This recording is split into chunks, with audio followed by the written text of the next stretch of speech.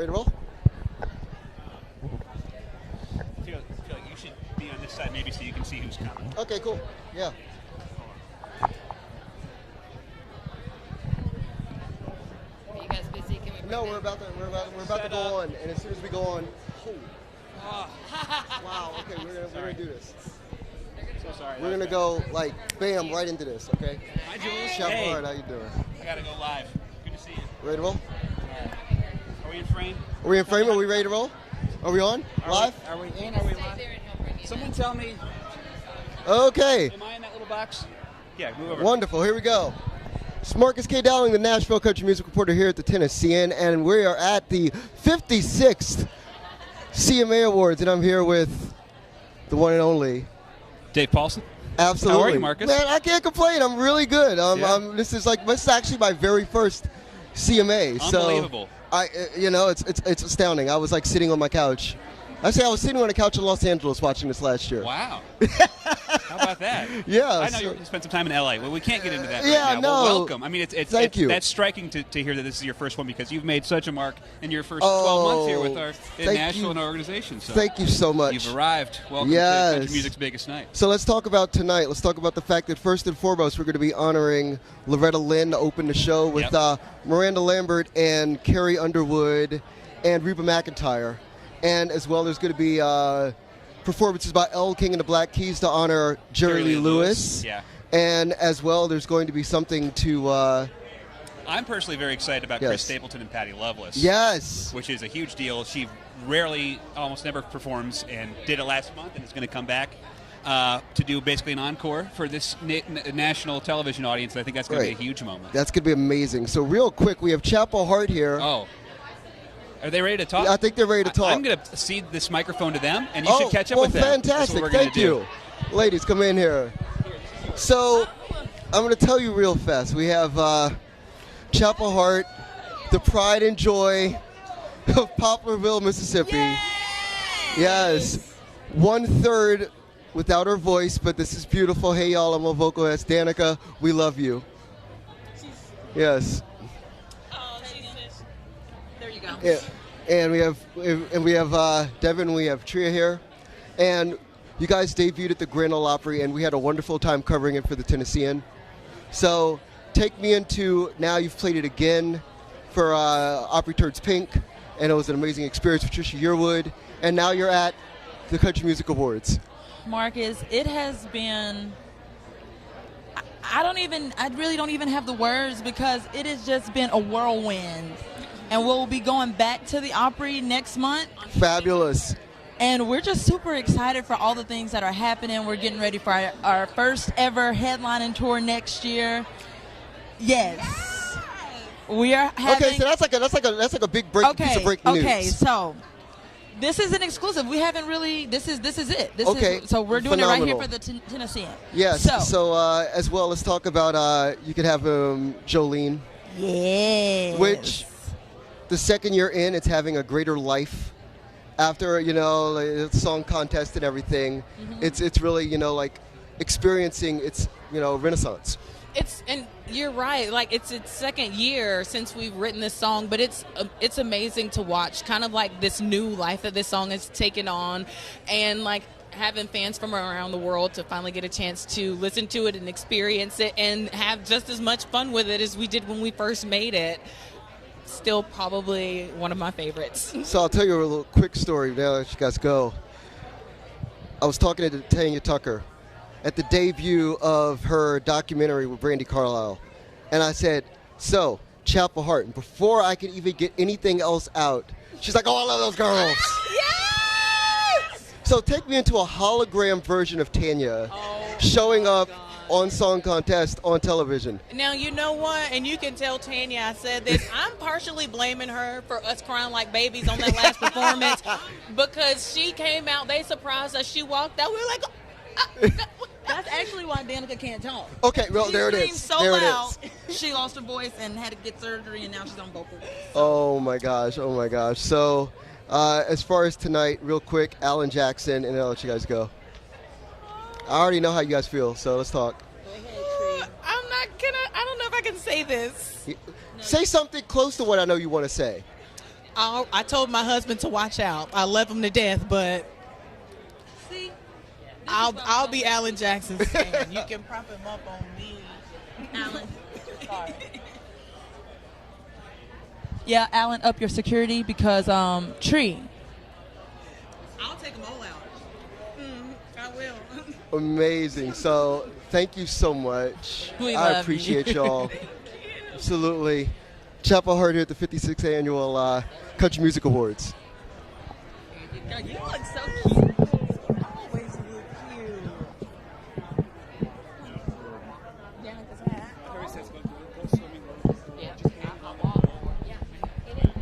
Dave Paulson, my friend. So that was cool. Yeah, man. So Tanya Tucker's a big fan, huh? Oh, huge fan. Yeah. They had a holographic version of her show up during the TV show on NBC. Oh, okay. And surprised them before they went on to do American Heart. Wow. It's crazy. Very cool. I'd be surprised by any holographic anything. I'd be like, Who would be a hologram that would show up for you? ooh, I don't know who would show up, but you know. Who would you want? Bring holographic. Bring all the Beatles back as holograms. Actually, no, I hate that idea. That's a horrible idea. I was gonna but say, like, holographic John Lennon seems like. No. I don't know. Let's not go there. But yeah, so let's talk more about performances tonight. You were doing rehearsals for like 3 days, right? Yes, Interviewing yes. folks. So I will tell everyone, I will implore everyone to watch the Warren Treaty's performance tonight with the Brothers Osborne. Warren Treaty are a 2-time Americana Music Award-winning duo, and they're very renowned in town. And Brothers Osborne, obviously TJ and John Osborne. John Osborne just produced the Asher McBryde record. Right. Asher McBryde presents Lindyville. And TJ Osborne is a phenomenal vocalist. Member of the LGBTQ community, very active activist in town. Yeah. So yeah. I remember hearing about that collaboration and the song choice and going, wow, like unexpected, but can't wait to see it. Yeah, for sure. So as far as what else are you looking forward to? I mean, you mentioned the Loretta tribute. When I went to go get my COVID test, which we still have to do for these things, which makes sense. Right. I heard them rehearsing the Loretta tribute, and they're doing Coal Miner's Daughter, obviously. Yes. And it was all I could do to not walk down the hallway and be like, okay, so who's singing that? What's the stage look like? All that. So I think it's just going to be just a wonderful, bittersweet kind of way to open the show. Of course. Unbelievable. And echoes of the last big pre-pandemic CMAs where they had the giant salute to country's women. Exactly. And Loretta was part of that tribute. Right. So that's going to be huge. Astonishing. Yeah, I mean, and seeing the Black Keys at the CMAs is going to be a bit of a trip too. Okay, Elle King is afraid that her hair is going to catch on fire. Right. I heard about this. So tell me why. I mean, obviously, Great Balls of Fire will involve some pyro. So as you know, Jerry Lee Lewis is known for piano tricks that involve his piano, imploding. Yeah. So I presume that something similar may occur, and Elle's obviously very afraid. I didn't know Elle could play the piano too. Yeah. That's a whole new thing. Absolutely. So, wow. Okay. So that's a shocker. Yeah. Exactly. Whispering Bill Anderson. Yeah. Is behind us. He is. Yeah. So for people who are unaware, he's one of the oldest, longest reigning members at the Grand Ole Opry. Yep. Which I love the Opry. It's my favorite. It's my favorite show in town. Pretty good. Curiously enough, like people always ask, "What's your favorite show?" Yeah. Talk about the Opry. It's all the time. good. You get like 2-3 songs by everybody. It's quick here and there. Exactly right. Some informative commercials in between. It's great. Some comedy. Yeah, no, and it's Bill's a good there time. at least once a week. It seems like still. Seriously, yeah, totally. It's a good time. I saw him on stage at the Ryman with Carly Pierce. So that was cool. Yeah, That was and really Bill cool. also an avid Tennessean reader, so that goes a long way in my Are you book. serious? Absolutely. Okay, so that's a wild thing for people in town. How many country music stars actually pick up our paper? Yeah. And get physical copies delivered to the house? It's very flattering. Were you the one who told me a story about, who was it that had an issue with the way that their paper was delivered to their front door? I'm not sure that was me, but that certainly rings true for sure. I mean, it It's a whole happens every thing. once in a while. Yeah. But no, Bill's been a great supporter of us. And so have you met Bill? Yes. Okay, good. Just making Absolutely, sure. no, I for know sure. you've met everybody, but I thought for a Oh, second, I haven't met I've met everybody. Bill. Let me introduce you, Marcus. I thought I got to do that. Yeah. I mean, okay, so here's what we'll do. We'll act like I don't know Bill. No, it's You'll okay. introduce me. That'll be the plan. No, because Bill will remember We'll you. make it happen. Anyway, But yeah, no, yeah, he's for he's sure. just a legendary guy and wrote an incredible song. I mean, this is what jumps to mind. But at the very beginning of the pandemic, and speaking of the Opry, when they Right. first had the audience-free Opry, right when the pandemic was setting in, Yeah. Bill came and did a song that was not about that, but just spoke to the time so perfectly, called "Someday It'll All Make Sense." Okay. And it was about just having to go through an uncertain, turbulent period, but to have faith that things will work out and we'll understand one day. And it was so powerful. Yeah, and that was for just for me sure. watching on the live stream. And he eventually recorded a duet version of that song with a Dolly singer named Dolly Parton. That's right. and that's yeah. the one that he did at the Ryman with Carla Pierce. Yeah. So Yes. it's that level. Yeah. Bill's an amazing songwriter and still had a exhibit at the Country Music Hall of Fame. I'm not sure if it's still there right now, but that was remarkable. Yeah. But just still how committed he still is to songwriting after so many decades in the business is inspiring. Exactly. And I'll tell him all this when he comes over. Yeah, I know. So one of the funny things about this whole thing, for people who are like looking at all this, like, oh my God, these people are all here. The funny thing about this is that it's a game of hurry up and wait. Yeah. So like, down the dais right now are incredible artists, many of whom I've interviewed and featured. You can even show the people if you want. Show them what's and it's going a on. whole thing.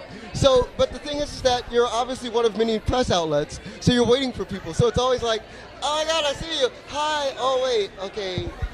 2 or 3 people are coming. So, And then there will be a time when we have a line of 6 people, the most famous people you've ever seen in your life, all waiting to talk to us and trying to be very That was patient. last night at the BMI Awards. Was that what's happening? Time. Yeah. Yeah. Had like Brittany Spencer and Luke Combs standing next to each other. Yeah. It's like, Just battle to hanging the out. death. Yeah. But yeah. Luke's kind of, this could be his week, seems like. I feel like that's the thing we will certainly talk about for sure. Yeah. The idea that, as far as like, Song of the Year, as far as artist, Entertainer of the Year, the hottest contestant, like, of these awards.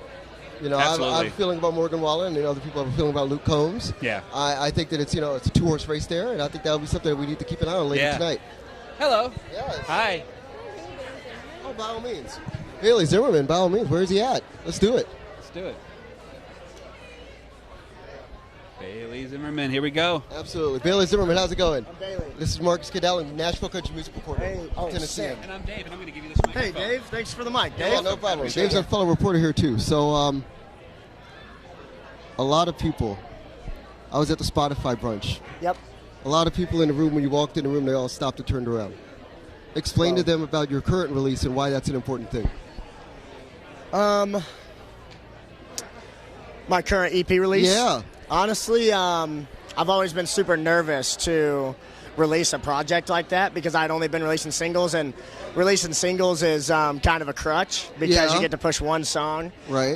So I was really nervous just about releasing a whole group of songs, and picking the songs. I was like, I don't know a name for all these songs that I've picked. I don't know a name. I don't know what to call this, And when I was younger, my mom, when I would go out and get drunk or I would go out and do stupid stuff and not come home till 2 a.m., she would always call me and say, just be safe, I'll leave the light on for you, like the porch light. Yeah. So then I thought, man, leave the light on in cases all these things, even all the times you've done me wrong and used me and kind of, did me wrong, I'll still leave the light on for you because I'm just that type of person. 'Cause I was going to say, you have a talent with writing love songs. Yep. I was not knowing what to expect when I was sent the EP. Put it on in my bedroom, in my office rather. And I was floored. Thank you. Because they're honest and they're earnest, and I don't know you from Adam. It's the first time that we have met. Yep. But I felt like after listening to that EP, they had a really strong sense of who you are and that you actually passionately care Yep. about love. Yep. So explaining to people, writing songs that come from a place where you're actually trying to explain the idea that you actually uniquely, passionately care about being in love and the act of being in love. Yeah. I went through some pretty rough times back when I was a little younger. And that kind of showed me, like, the true meaning of love and, like, what love should be, and just to, like, treat people really good, So that's kind of just who I am, as a guy that still believes in love, and believes in family, and I feel like it does encase that, like Waiting and Never Leave, tracks like House on Fire. Oh, House on Fire is so good. Thank you, man. Yeah, I just tried to encase that I'm not always sad. I do want love one day. Right. So as far as influences, I could probably name a couple, but I don't want to be wrong. Okay. Because we're on a live camera. Okay. And I can't be wrong. So take me into who influences you most significantly as a songwriter. I would have to, man, it's honestly 3 of them, really. Honestly, 4. Honestly, Okay. I'd have to All say being 4. honest, I mean, we got you have this a fan base complete here. honesty. There we go. Tesla would be a really big influence to my music. Really? Really love So we Tesla. talk about signs? Signs everywhere, signs. Yep. Absolutely. Tesla, baby. And then the next one would have to be Morgan Wallen. Okay. He's been a really big help in just my artistry and helping me understand, what the industry is. And his music and his melodies are just obviously insane. So I love listening to him. Right. Parker McCollum will be the next one. Gold Chain Cowboy. Gold Chain Cowboy, baby. His music it's just different, and I really love the way he goes out of lane, and does certain things. And then Zach Bryan would be another one because he's so honest, and that's how I try to be. So, what was it? Was it track 5? Was it track 19? Or was it track 26 that made you convinced? Man, I was convinced. Heading South. Okay. I was convinced that Zach Bryan was going to be a massive thing in music. Heading South because. I mean, just the tone of the voice, man. Tone of voice, the flow of the lyrics. It's just so honest. Yeah, I'm going to call it right now. You and Zach are going to be up for Best New Artist next year. I hope not, because I'll lose. Because that's Zach freaking Bryan, baby. But I like the shirt, though. You got to come with the jacket, though, to match it next year. Man, I thought about a jacket, but then I thought, you know what? Everybody else is going to have a jacket. I'm gonna stick with the shirt this year. I respect it, man. So thank you so much. It's a pleasure and honor. Thank you very we have much, an interview man. coming, all right? Hey, let's go. Appreciate you, pal. Dude, Good one. you're the bomb. It's Thank breezy. you very much. Hey, Thanks, bud. thanks for the Absolutely. mic. Thank you, man. That's what I do. Nice fellow. We got someone else lined up here? Absolutely. No, by all means. So who do we have coming up here? I'll let Marcus figure this out. Yeah, absolutely. Folks, so, there's going to be a little bit of chaos. Oh, gosh. It's going to be okay, though. Don't worry. Hi. Cat Luna, Alex Garcia, Cat and Alex. What's going on? So I'm here with the Tennessean, obviously, and we did a wonderful. We've done 2 features. Yes, sir. On Side A Lotto Bay for you guys, and talk to me about what it means to be at a different level in town as far as visibility. You guys are in celebrity magazines and being spotlighted as beautiful people and all this stuff. Yeah. Let's talk about that real fast. I wouldn't even say we even see ourselves as that. We're just so honored to be able to create music that connects with people and that people can enjoy, and everything else is just added extra. But the core of what we do is music to help people get through things in life and just break some barriers out there. Absolutely. So you went from writing a song about how you bought a house to now you have a dog in that house. I saw it on Instagram. Little Mr. Dallas. Yeah, so let's talk about this real fast. You're actually homeowners, and you're married, and you're developing yourselves as artists while also being a couple and a family now in town. So talk to me about that. So Dallas was a last minute thing. I've been wanting that dog for forever. It's been my dream dog. One day we were looking online. Well, what kind of dog is it? He's a mini long-haired Dachshund. Yeah. Okay. Travel friendly. Travel friendly. Okay. So I was looking online, and I finally found one. And I told Alex, I'm like, hey, there's one there. Should we do it? He called the lady. The lady said they had him. A week later, we picked him up, and he's been the best thing that's ever happened to us. We love him so much. I'm so glad. Happy wife, happy life. And that But you're happy too. He is obsessed with it. that applies to everything: music, home. Learn your lesson, boys. Fabulous. So That's right. final question. There's a lot of duets that are happening on this show tonight as far as live performances. As far as covers for you guys when it comes to duets, where are you at right now? What's your favorite? Explain that to me. Oh my gosh. Which is Because I just watched the whole Georgia Timmy documentary. So Yeah. I was going to ask you guys about Golden Ring, but that's the thing. I love. Pick one. Oh my gosh. Wait in the Truck, I feel like was really, really cool. Yes. Oh, absolutely. And I know this isn't like a duet because there's 4 of them there, but Warren Treaty and Brothers Osborne. Oh my gosh. Come on. Heck yeah, Those yeah. vocals. Unbelievable. I'm going to just Can't wait. drop the mic right there. I scared you. I love it. Gently place it. Exactly. So thank you so much for your Hey, time. I thanks, sincerely Marcus. appreciate it. I'll see you on the inside. Always a pleasure. Good to see you. Absolutely, pal. Always good seeing you. Appreciate you, lady. Right on. Hi. Absolutely. In a second, yes. I got Whisper and Bill Anderson ready. How's it going? Good to see you. Here you go. Sir, I'm aware. Absolutely. Here you go. So, there's a lot happening here.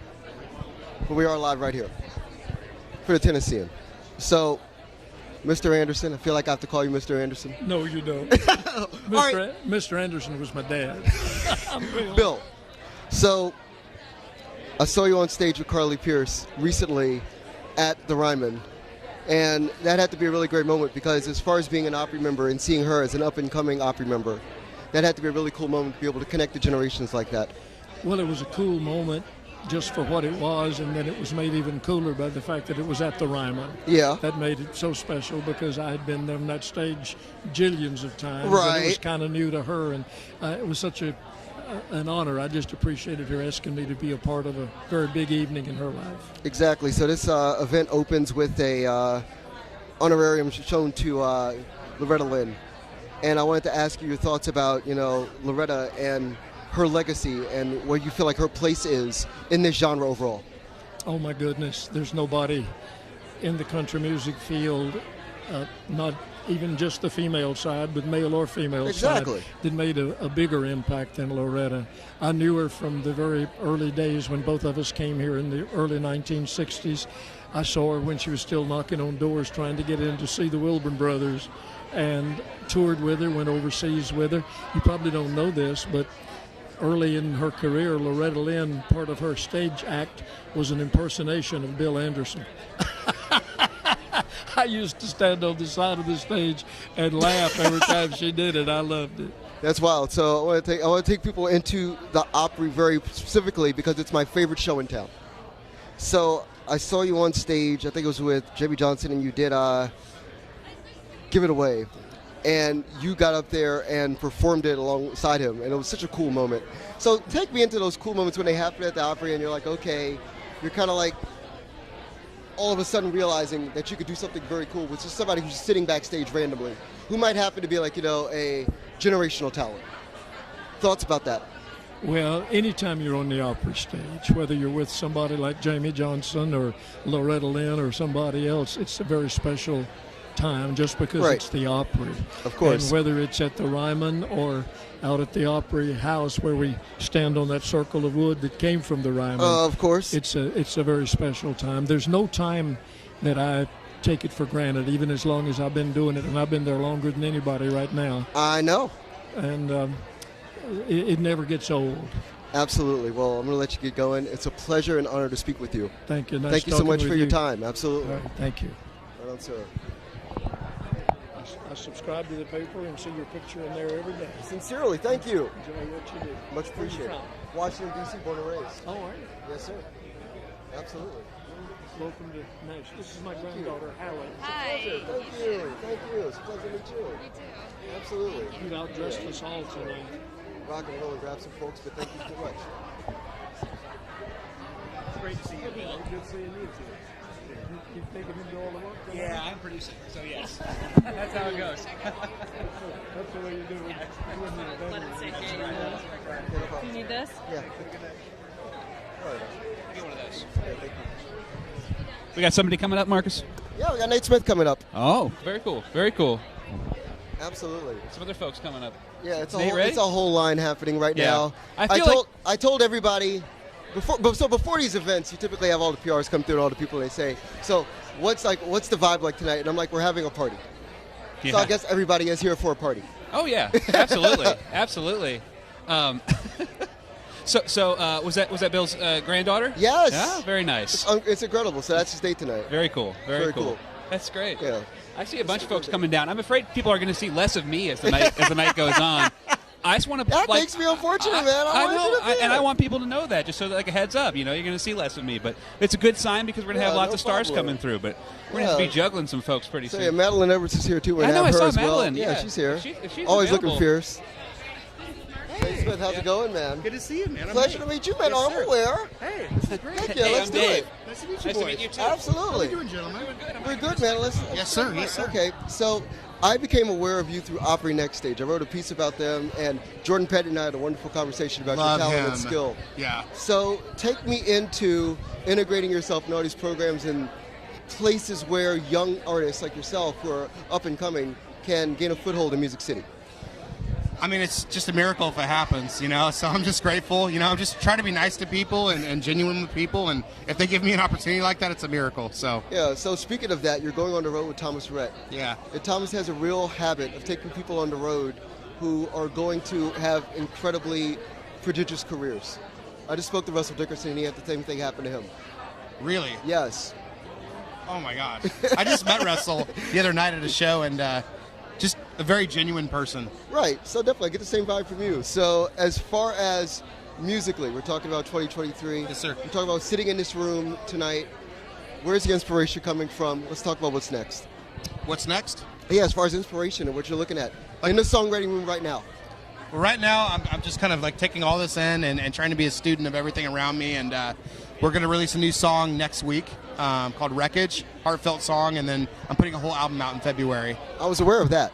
So I'm pretty excited about that. Excellent, excellent, excellent. But I'm drawing inspiration from gratefulness, I'd say, more than anything. So attitude of gratitude? Yes, sir. Absolutely. So as far as a final question, Alan Jackson, obviously an artist that inspired everybody in town. We're honoring him tonight at the 56th Annual Country Music Awards. So take me to your favorite Alan Jackson song and why. I don't know. I kind of like everything that he's done, and I grew up with listening to his music with my mom. That's not the answer. It's the answer. I'm not going to pick one. I just hope that I get to shake that man's hand. Let's just put it that way. It's an amazing experience. It'll change your life. Yeah. It's a strong handshake. I mean it. I'm Absolutely. excited. So thank you so much for your time. Honestly, it's a pleasure. Dude, thank you so much. No doubt, man. I'll see you soon. Yes, sir. Right on. Dude, thank you so much. You're welcome, man. Anytime, brother. Appreciate it. You're right welcome. here in Nashville? Yeah. Born and raised. Let's rock and roll. Heck yeah, let's do it. Marcus. Right on. Appreciate you. Thank you so much, dude. Come on in, boys. Yeah. Hello again. How you doing, brothers? Everything Brother, good? I'm good. I can't complain, man. It's been a while, so us the last time. What's going on, man? Yeah, I know. I saw you guys there. Exactly. So, funny thing, when I saw you guys at CMA Fest, that opening spot was a lot of fun for me because as somebody who, I'm 44, so I came up 80s country. I'm not a 90s country person. I'm an 80s country person. Gotcha. So as far as seeing you guys on stage and being able to watch you still do what you do, it was really a cool, incredible moment. So when you take me into what allows for the longevity of your success? Well, first and foremost, it's got to be the songs. The songs always, a song will always stand the test of time. Now, you can do a great job on them. I mean, you can really pull it off vocally, playing wise. But man, when that song is there, and something that somebody remembers, like 2 Dozen Roses or Moon Over Georgia, and it speaks to people, man, that's where we found our longevity. Sure have. Absolutely. So as far as an event like this, when you see younger artists that are having their moment and making their rise, what of that moment do you guys remember when you started to see that it was like 3 years in a row there's a CMA nomination? Take me into that. Well, Mike was talking a while ago about we've been coming here 35 years. Yes, you have. And the first 10 of it, when we started out, we were up nominated for Vocal Group of the Year. Absolutely. The first 10 years, and then Never did win it.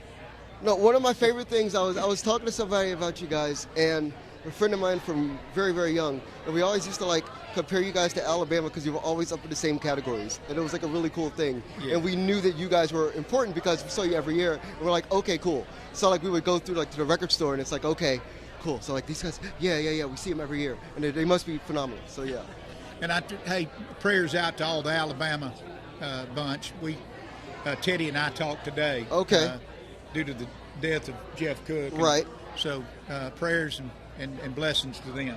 Right. But when you first get started, right. you don't ever think that, just like the 35 years that we're celebrating this year, Exactly. You never think when you first get started, 35 years from now, this is what we're going to be doing. You don't think that. Right. But as time goes on and those songs continue to work and now, right now, we're going through the surge of the 90s country music coming exactly. back. We're getting a new breath. It's kind of a nice thing. We've got a brand new single coming in January. Fabulous. Called Revival. Okay. And, man, really excited about that. I mean, it's one of them, throw your foot on the floor, turn the radio up, and stomp, stomp, stomp. Yes. I still go out and dance. I hear you, brother. But yeah, I'm going to let you guys get going. It's always a pleasure to speak with you. And brother, Seriously. it's always good to talk to you. Absolutely. Have a great one. God bless you, my man. Sounds like a win. Thank you. Appreciate you always. Thank you. Right on. So, oh gosh, right on. Well, this is fun. You're live right now. Hi, friend. I am live. Oh, look. You're grabbing a mic. We're talking. Yes. So, you play an instrument, the fiddle, that I do. matters a great deal in the organic, natural history of country music. Yeah. You're one of my favorite musicians in town. Oh my gosh. gosh. I told Derek appreciate Wells that recently about Oh you. my God. Thank So, you. you're an award winner too. Take me into being a session musician, largely, when you win an award and you go into a room and there's an artist that you know could win an award and you're going to help them get there. Oh my gosh. It's you know, I always say the song tells me what to play. And Right. so when I'm in those scenarios, like whatever I'm hearing coming out of those speakers, that's what I lean to and what it tells me to play. And these amazing songwriters and singers, I mean, my gosh, the inspiration I hear coming through those headphones. And there are people that I think of, Trisha Yearwood, Reba, and it just, I sit in my chair sometimes and go, I'm truly living my dream, getting to play behind all of these artists. That's what I've dreamed of doing my whole life. So, yeah, Absolutely. it's inspiring. So, a thing that I'm very hopeful for in country music is a bluegrass revival.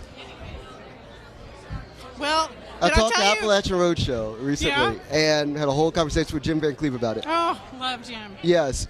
So, talk to me about that, why that's important. Well, I should tell you that why I said that. I didn't know if you know I was starting a bluegrass band. I mean, I know things. Okay, I was like, These are all questions I ask for reasons. Okay. Well, it's being backstage tonight and doing rehearsal. There are so many fiddle players here, which makes me so excited. There's some upright bass players here, some of my Yes. dear friends, and it feels like it might be time for this. That's why bluegrass. I had to ask you. So, yeah, but there's a group of musicians we've been playing together: Josh Martin, Barry Bales, Seth Taylor, and Matt Menifee. And That sounds like a win. We're recording a project, and yeah, so we're looking. It's a lot of stuff I've written, a lot of stuff Josh has written, and so yeah, we're going to be releasing a single before long. So y'all keep your ears peeled. Absolutely. So for the people out here, because there's a lot of people who are brand new to country music. Yeah. I swear to God, it's 100 years old, but Oh my- people are still brand yeah, new. Yeah. Explain to people the most important fiddle song in country music and why. Oh my gosh. You know, I mean, of course, we all think No, of. like obviously, literally the most obvious answer. Well, Devil Went Down to Georgia. Of There it course. is. Yeah. Yeah. Thank you. Thank you. Yeah. I wasn't going to mean, guide you on that one. No. I knew you had it. Well, yeah. I mean, in fact, I was talking backstage to some musicians, and they were saying a fiddle player was in the band, and they didn't normally have a fiddle player, and they made so much more money playing at their gig because they could play "Devil Went Down to Georgia." It's the perfect close, right? I know. And they're Perfect like, closer. We really need to have them in Kill our it. band. I love So, it. Yeah. Anyway. Cool. Well, as far as Yeah. questions, that's what I had. I appreciate Thank your you. time. I look forward to seeing more of you. I appreciate it. Absolutely. So nice seeing Thank you. Of course. Thank you so much. Charlie Worsham's coming. Oh, he's ready right now. Let's go, Charlie. So impeccably dressed. Oh, every time I see God. You. I love it. Shush. What's going on? Oh man, just hanging out, man. How's it going? It's good to see you. I love this night. It's so much fun. Yeah. I loved your interview with Bobby Bones, by the way. Oh, thank you. Great. Appreciate that, man. So, take me into being on every single stage that matters in town. Yeah. That's a real thing that you do. It I see you is. at the Country Music Hall of Fame. I see you at the Grand Ole Opry. I see you at the Ryman. I see you at bars and spaces that, are where very important gigs are happening. Yes, I mean I count like Basement East. I love playing the Basement Yeah. East, and really became the symbol of Nashville in early Mm-hmm. 2020 after the tornado. They're all special to me. I call this Station Inn the Sistine Chapel of Country Music. That's another big one. Of course, some other church right up the hill from us. But one that I've yet to check off my list, but I get to check off the list tonight, is playing the CMA Awards. You haven't played the CMA? I believe it or not, I've played some other award shows. Right. But never the CMAs. I'm astonished. So I'm really excited for that, and no better first experience doing that than to honor Alan Jackson with Dirks and the band, the guys I've been spending so much time with on the road this year. So Oh my really God. Excited. Okay, so I saw you at Bridgestone with Dirks. Yeah. Okay, Hot Country Nights. You gotta explain to people that they're the hottest '90s country band I've been trying to tell out people there this. in the world right now, man. They are, and now that I am a Hot Country Night, Yes. I am especially on fire to tell people preach the gospel of the Hot Country Nights. And let me just say, since we are honoring Alan Jackson, and since he was a major, major, major icon of the '90s, What was it like when you guys were in the 90s playing with him? Well, I mean, it was pretty great. You know, I don't think he ever gave us enough credit. But tonight, it's okay because we're going to inject a little bit of Hot Country Nights moves into the performance. I think that's only natural. You floored me like 5 times in less than 3 minutes. Appreciate you, man. But yeah, I'm going to let you get rolling. It's a pleasure to see you as always. See you always. Absolutely, friend. Yeah, thank you. Right on. Thanks, Charlie. Appreciate y'all. Hot Country Absolutely, Nights. yeah. So this is going to keep going So here. that's a tricky proposition where I hate to pull the curtain. By all means, I hate to pull the curtain back, but so he's joined the Hot Country Nights. But the deal is, the story is they were a band in the 90s, Yes. right? So does he have a backstory, I wonder? I think he does. Yeah. I think he has a forward story, too. Oh, okay. Oh, yeah, sure. So, anyway. so I think Mackenzie Porter is coming at some point here. Wonderful. Yeah, definitely. Mackenzie? Did we somehow hit a lull? All right, cool. Somehow. Somehow we did. So also as well, one of the funny things about CMA Awards, do you get a lot of people who are like guests of the awards who are country music adjacent, and you're like, oh my God, I had no idea. Mm-hmm. Like, Mookie Betts is going to be here. Yeah. The most valuable player of Major League Baseball, 2-time, World Series winner. Like, it's a crazy thing. You don't have to tell me. Cool, so we have... Oh, she's here? Yeah, definitely. Wonderful. Come on in, lady. Mackenzie, How you doing? Awesome. Thank you so much. All right. How are you? I love your suit. Thank you. I love your dress. Thank you. It's like we're like pastel vibes. I like this. So take me into working with Dustin, having a #1, and like really establishing yourself as a female artist in town. Yes, it's been really cool. You know, when we started this song together, I would have had no idea the lengths and like the many gifts that it's given us, and me specifically. But Dustin's just an amazing human. Obviously, he's an amazing artist, but more than that, he's an amazing human. So not only have I got to like do stuff like this and have #1s, but also I have a new friend, and we're really, really tight, and it's been very cool. So take people into party mode. Yeah. What that is, Dustin Lynch is a guy who loves to party. That's his thing. And I presume that you know a little bit about that. He does, but you know what? Even better, he's like a great host. So he'll have people to his house, and he'll be hosting and making sure everyone's drinks are filled. So I think that's like what he's better at, even than partying, is like hosting and like entertaining, obviously. Right. So take me into your solo material. Yeah, I actually just came from the studio like right before here. Okay. So this like I love all the breaking news I've been getting on the carpet tonight. So like it's a good time. Yeah. So I ask people this all the time. What was inspiring you in the studio today? We don't even have to tell people about the song because I don't want to ruin the PR and the marketing. Okay. But let's talk about inspiration. The inspo today was we had a fiddle player. I play the fiddle, but we had like an amazing... Okay, Jeanette Flino was just here. Really? Yeah. Okay, amazing. Well, maybe that's the theme of the night. But, okay. Yeah, he was just like playing the coolest part. So it's a very like old school country kind of sound that we did today, or like almost like the Chicks, like in that, not old school, but like in that, the Chicks. Right, of course. So that was the inspo today. Wonderful. Yeah. So as far as like another project, was that beyond another project we look forward to for 2023? Absolutely. So we're gonna have the record out before the summer, and it'll be my like debut full length. I was going to say, that's a whole thing, right? Yes. It's about time. So congratulations. Thank you so much. Absolutely. Well, I'm going to let you get running. It was a pleasure to see you. So good to see you, too. Thank Absolutely. you so much. You're welcome. Certainly. Yes, we can. Thank you so much. Absolutely. So we keep it on going here? Yeah, let's go. Wow, Sam Williams coming out of nowhere. What's going on? Oh, my God. Hi. Look at Sam Williams. Thank you. So let's talk about this Glass House Children. Glass House Children. The extended cut. The extended version, Tilted Crown. Yeah, man. We had a whole conversation about it. It was in the paper. But I want to ask about like earnestness and that really coming out in the extended version of the project. Well, I mean, I just felt like it was important to really be myself. When I saw it in the treatment of the video, I was like, this is kind of scary to do, but why not? I mean, I preach a lot about authenticity in music, and if I couldn't, afford that same authenticity in my person and my sexuality, then I feel like I'd be doing a disservice to myself and to my listeners, and it's important. We got to take the genre forward. We got to take everything forward from here on out. Right. So tell people real fast what you were talking about, New Nashville. It's my favorite thing that you talk about these days. Yeah, I mean, explain what that is, really. I think that, people that represent the New Nashville, like myself included, and Willie Jones, Ashley McBride, people in the past few years that have come out and they don't have the same style of music or the same image, but they're truly themselves, and that's what country music needs, is people really being themselves. So I came out in my last video. I'm one of the few gay males in Nashville signed to a major label, and I think it's important. It's important, you know? We got to keep taking ourselves forward and move the genre onward.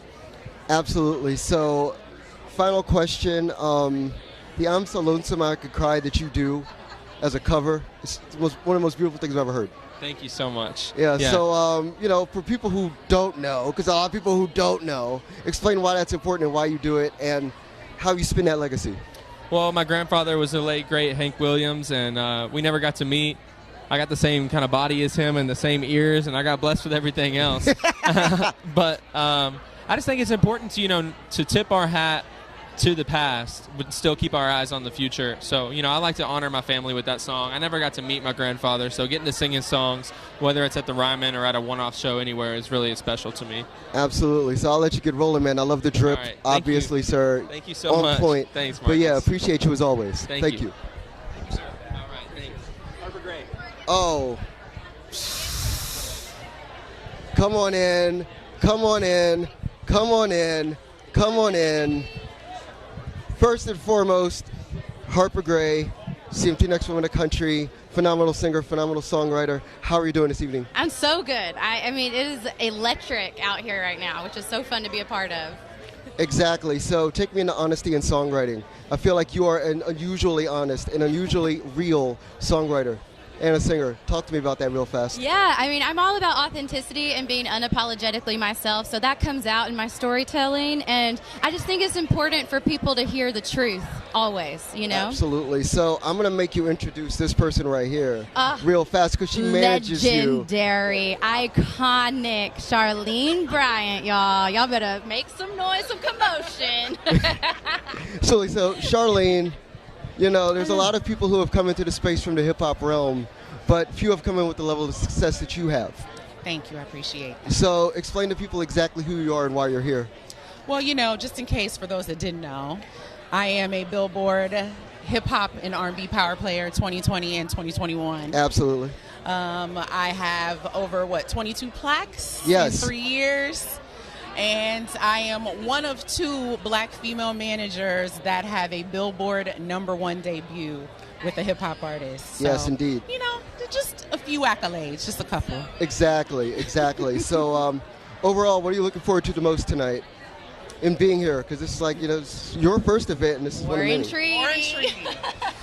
War and Treaty, y'all. War and Treaty. Say it again. War and Treaty. There we go. If they don't know, they're about to find out. Facts. Fabulous. So I'm gonna let you guys get rolling. I just wanted to say hello, and I wanted to make sure that the world of the Tennessean knew. Listen. Oh, you stop. Casket sharp. I don't want to see you in the casket soon, but you casket sharp. Oh, thank you, friend. Thank you. Appreciate you. My dear, pleasure as always. Stunning. Get on out here. Thank you. Right on. Cool. So let's get more of the folks from the M Theory Equity Management Training Leadership Program in the building. Yes. Valerie Good to see you, Ponzio, Marcus. introduce yourself. You've been in the paper, but introduce yourself to the people who know who you are anyway. I'm Valerie Ponzio. This is I'm Kadeem Phillips. Okay. Hold on. F&F. Oh, yeah. Flo Millie. we literally talked about it at the interview. Let's talk about it. Give this man the mic. Explain to people who you really are. I'm Kadeem Phillips. I'm a manager for Powerhouse Management. I actually just took on Val as a client, so that's wow, amazing. congratulations. So this is my He's first country beautiful. artist, and it's Heck going to be yeah. amazing. But I manage a lot of producers, Hit Kid, YC, and it's been fun. And I just love protecting people, and being able to bring them into the country space is going to be cool to have Valerie to be able to do that with. It's going to be amazing. Exactly. So for you, Valerie, you covered Selena's I Can Fall in Love on your Frontera EP that just came out. Explain to people why having Selena in the country space is so important. Well, I was thinking about how if someone were to ask me on the red carpet, who would you want to see? Like, how many times does that get asked on the CMA red carpet? Who would you want to see perform, dead or alive? I was like, Selena. if someone asked me that, Selena, because she would have made her way to CMAs had she been around, been able to be afforded the opportunity to do all the crossovers she was doing. So I could see her here tonight. And so that's why I felt like I needed to pay tribute to her with a super country version of one of her songs. Absolutely. So thank you so much for your time. I appreciate it. Definitely. My guy. Always, man. You already know. Easy breezy. Appreciate you. Love. Yo, my guy. Man, when I seen you, I was like, I hope this is where I'm going. Yes. Come on in. It's like royal family stuff, yo. Yeah, this. So, Jelly Roll. Thank this you. Is, oh no, he's always, but he's like this not on camera. This is my man. Never seen him another way. Thank you. So, the space between rock and country. We're not going to talk about the hip hop thing yet. Yes, we're going to talk about the space between rock and country, yes, which sir. has always been a very fertile space, and a space that you're about to dominate at #1. Yes. Oh God. On both yes, sides. Sir. Yes, sir. So, explain to people your organic connection to that and why that's so important. Well, for me, it was just coming up. It was always genre-driven and box-driven, and I never could fit in any of them. And to have this success in two different genres and being able to walk the line of doing both and having #1s is almost historical. And this is, I think it shows the growth in music, right? That music is becoming more about good music and less about what box we put it in, you know? Right. And that also shows. And I think that's what we're standing for. And also, the funny part is, like you said, the real story is it's a hip-hop kid that had a rock #1 and now is at the CMAs. Okay. Real quick funny story. I was on the phone with Luke Bryan, and he said that 3-6 Mafia was one of the most important artists in his rise as a country artist, because he would play bars, and after he would get done with his sets, they would play Still Fly, and the floor would be more packed than it was during his country performances. Oh, yeah, no, for sure. Explain to people why that's important, though, when it comes to you. Well, because I don't think people know. Yeah, 3-6 Mafia produced one of my first albums ever. They did the Snow album with me, Little White, and B. Peasy. It was produced by DJ Paul, Juicy J, and Project Pat. Yes, sir. And Project Pat was a part of it. And to this day, I tell you what, my last Instagram post, the first comment was Juicy J. I just love them, man. They've been behind me from day one. And Juicy J hit me last night and said, and I'm going to say it like Juicy would say it, man, you better kill that, man. Better kill that on that coffee, man. I said, I love you. I got you, Juice. Real quick, so Bunny, I'm going to give you the mic for a second. Sure. I want to ask you to talk about this man's last 12 months, because you see it more than anybody else. Yeah, for sure. So explain this. Well, you want it from my words or from his words? Oh, from my words, it's mind-blowing. It's like I literally just sit back in awe, and it's like I'm just like, we did that? You did that? Oh, my God. But at this point, it's not even like we just manifest it. Now we just sit around the house and put things in the air, because we're just like, all right, well, this is going to happen. This is what we want to happen. Even on the way here, we were talking about a manifestation that I had envisioned, and he was like, Mama, your brain's powerful. He's like, so next time I want you to manifest this, this, and this. And I was like, I got you. So just mesmerizing. From both of you, I want to ask about having a recording studio in downtown Nashville for underprivileged youth and at-risk youth. Yes, sir. Where you're going with that project, I think that's an incredible thing. Yeah, Thank you. Yeah, we're building the Jelly Studio inside of the Juvenile Justice Center for the kids now. We're partnering with Youth Impact Outreach and Robert Sherrill to bring it to the aftercare program as well. We're meeting with the juvenile people to have kids corner pointed to it. So we're going to teach trades. This is even bigger than what our initial statement is. This is the scratching of the surface of what, in the next 3 years, we'll have halfway houses. You know, we'll have community centers for kids. Like, my vision for this town and the young kids of this town, I'm going to bet my career on helping them. What cooler way to bring kids together and have an outlet for children who didn't have one than to have music, their hands in a studio. So. Thank you so much. Yeah, Thank you for having us. I appreciate it. No problem, my friend. Always fun. I'm so glad you was my man. You already know. I got you. Thank you. This is my love. Pleasure, absolutely. I'm so sorry. I'm so sorry. Shoot. What's up, big bro? Brother, thank you, man. Miko Marks. Miko Marks. Miko Marks. Miko Marks. Miko Marks. Grab this microphone. In a different story, you should have attended these CMA awards by now. Explain to people why I said that. I'm sorry. In a different story, you should have 10 of these CMA awards by now. I've been doing this a long time, and it's my time, and so hopefully that's around the corner for me. I'm glad to be here talking to you, and hopefully one day I'm going to get one of those things. Absolutely. So you have a record out right now that I absolutely love. Explain to people what it is and where they can find it, because I want people to listen to your music. It's called Feel Like Going Home, and it just came out on October 14th, which is the same day I made my Grand Ole Opry debut. And Reese Palmer in the building. Yes, Reese Palmer in the building. Things are coming great with her, so good, be on the beautiful. lookout. But Feel Like Going Home is on all platforms. You can get it, stream it anywhere. You can go to mikomarks.com and get it as well. Sincerely. So, final question. Flies in the Butter.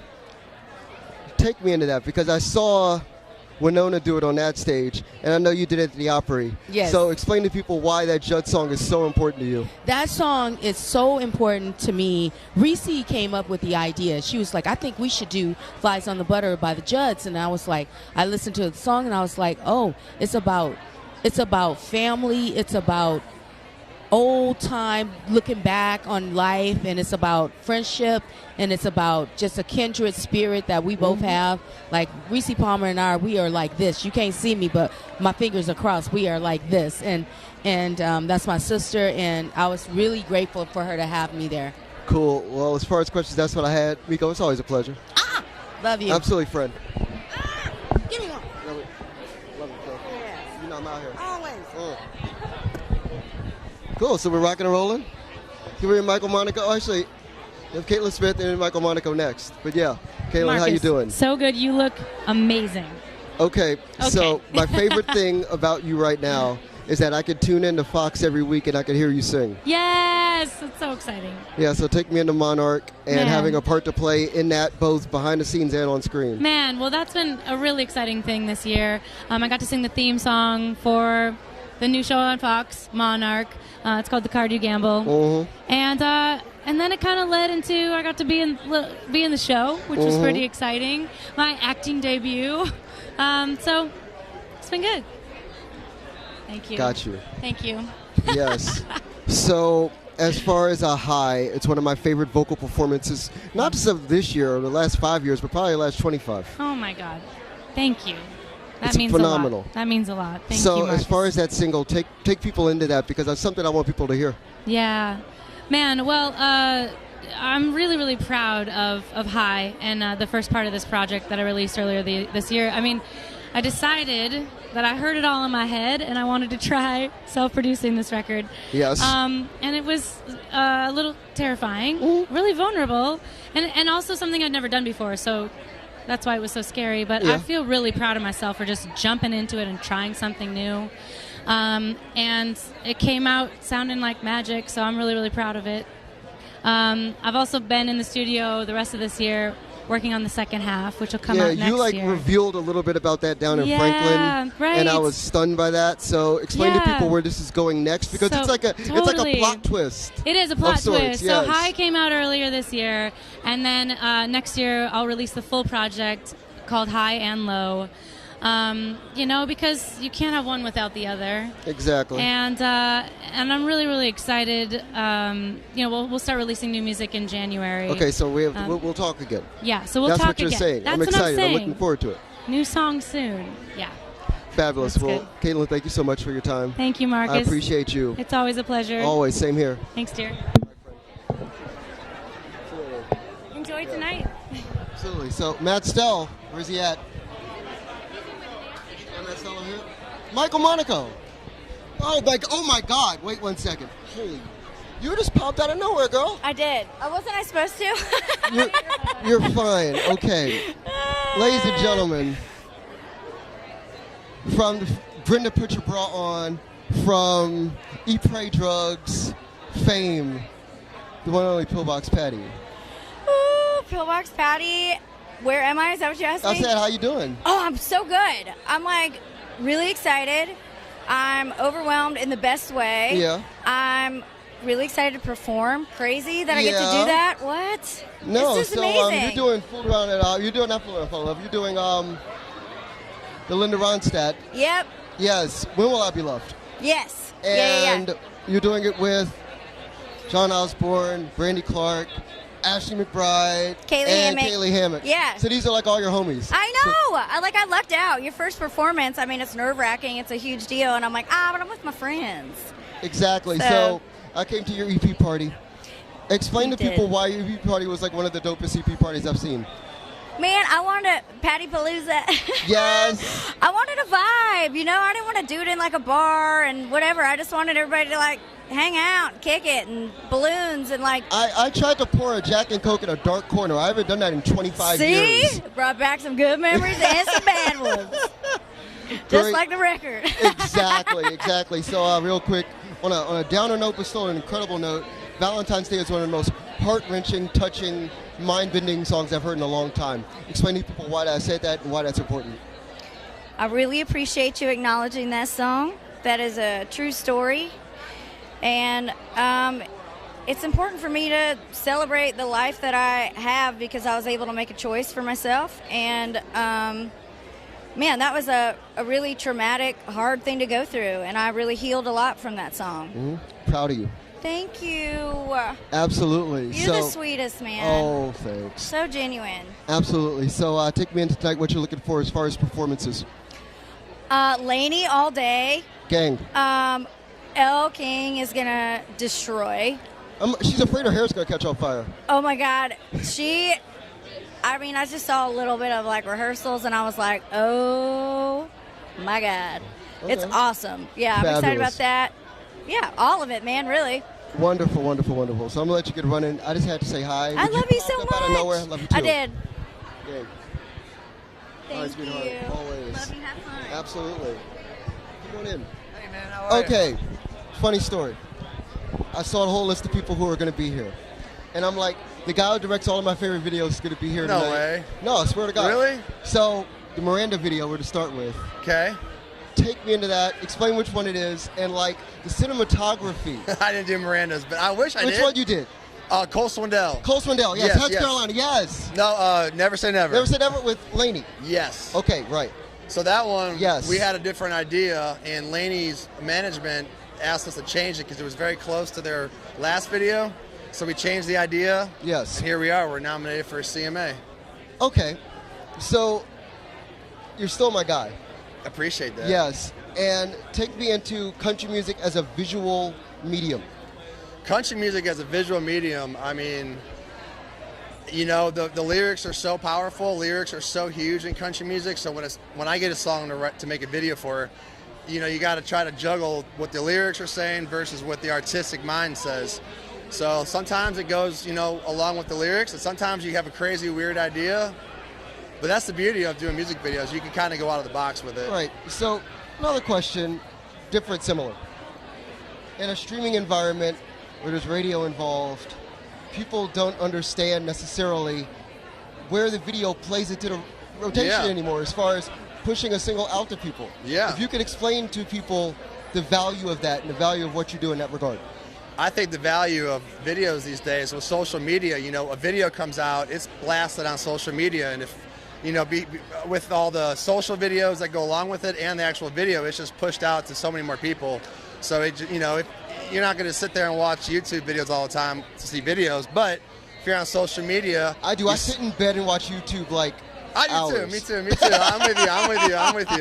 I'm with you on that. But, you know, country music is awesome. The lyrics are what makes the city go around. So just to get to put my spin on the videos is super, super cool. Exactly. Real quick, the one question I did want to ask you, when you think about classic country, in an era before video, what's a song that you wish you could have directed and why? Before the videos or when videos? Before. So, like, I know the video's been around for a while. Yeah. But beforehand. Oh, my God, you put me on the spot. You're damn right I did. I think any old Willie Nelson song, I'm a huge Conway Twitty song. So I don't know if there was a video for, Hello Darling. I mean, shit, if I'd done Hello Darling, I'd probably have been nominated with that song because that's a huge Louisiana song. Woman, Mississippi Man for me, yep, with Loretta was mine. But yeah, for sure. If I could have been in those days, that'd have been awesome. Money. But yeah, it's a pleasure to meet you, Thank honestly. you, too. Thank Pleasure. You so much. Thank you. Sincerely, man. Yeah, thank you. Absolutely. You're welcome. I really appreciate it. Anytime. Good start. Thank you, sir. Are you guys ready? Marcus. Hey, Marcus. Hey there. How you doing? What's going on, man? I like those shades, dude. Thank you so much, sir. Hold up.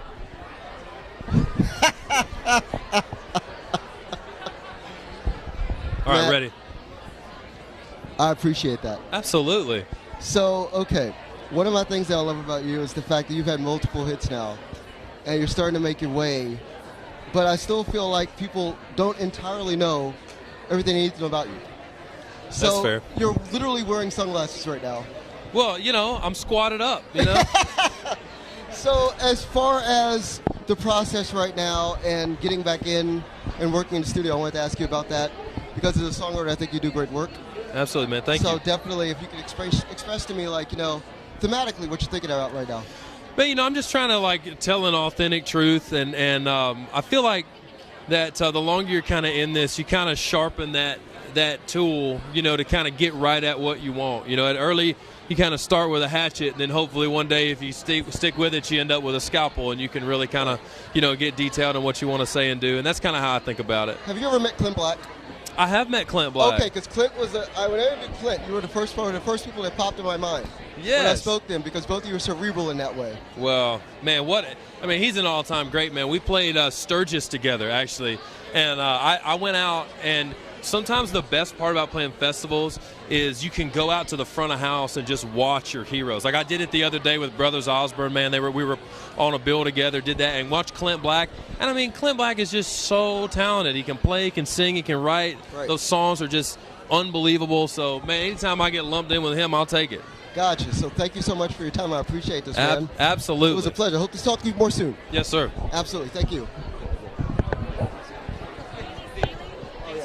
Oh, hi, ma'am. I'm fabulous. Why is it you outdress everybody wherever you are? Oh, you stop. We're at the 56th Annual Country Music Awards with you, and I want to ask you, first and foremost, about being at the Opry and the fact that, like, you get to see all these artists come up and establish themselves. So does it ever get old? Does it ever get tired to, like, see people coming in and, like, full of fresh faces and energy? No, it never gets old, because the last thing I would want ever is to see something happen to the Opry in my lifetime. And we need new people coming in to keep it going. That's what keeps our whole industry going. Absolutely. Is new blood, new sounds. Everybody brings their own sound and style to their era. But I'm seeing a trend of a lot of the new acts. You can tell they got some traditional roots in there. It makes me feel good. I was talking to Janae Fleener about that earlier. Yeah. For sure. So take me into, as well, Loretta, the opening of the show. It's going to be an honor to her. We spoke when she passed. Yeah. If you could express to people how important it is to have somebody who is a trendsetter for every single generation that follows her in her career. There aren't very many Loretta Lynn's, let me just say it that way. She was so unique. In her country innocence, she was so wise. And what she said about her life and what she shared, so many women could identify with. A whole bunch of men identified too. Better not go home a drinking with loving on my mind. I know nothing about that. I've never had that happen in my life. But yes, definitely. Yeah. So, final question, as far as what you're looking forward to seeing the most tonight, as far as a young and up-and-coming artist, who's on your mind and who are you looking forward to seeing? Well, you know, I'd be amiss if I even tried to single out anybody, because I'm so proud of all of them. We all know how hard you must work to get to this level. I'm just thrilled to be here and be a part of it. You know, the last time I was a presenter on the CMA Awards was 1973. So, you're at the Loretta one for Entertainer of the Year. Oh my gosh, I love it. But it's wonderful, and I was looking at the lineup, and it hit me. There is something for everybody on this award show. I think people are going to be really happy with the CMA this year. Absolutely. So, Jeannie Seely, thank you so much for your time. I appreciate you as always. Thank you. I look forward to seeing you out soon. Come see us. All Absolutely. Right? Thank you, Marcus. Thank you. You're welcome.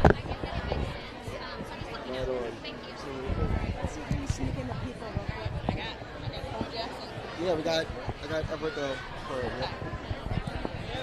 Yeah, let's get Everett in here real fast. Then we'll get. You got Danielle Bradbury? Oh, yeah, we got Everett. I've got a line. If you could talk to her, it's a little crazy. Oh, sorry. Jackson D, what's good, brother? Man, I'm rocking and rolling. Let me grab Everett.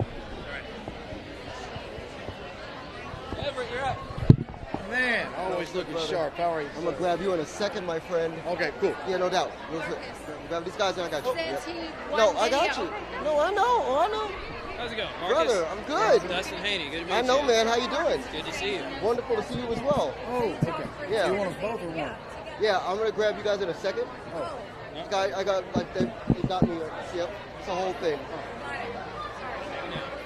Where's? Okay. Actually, no. Come on in. Perfect. This microphone. Thank you. Okay. Till You Can't. We've talked about this video, and I'm glad that you're here. So it's an award-winning video now. It's pretty incredible.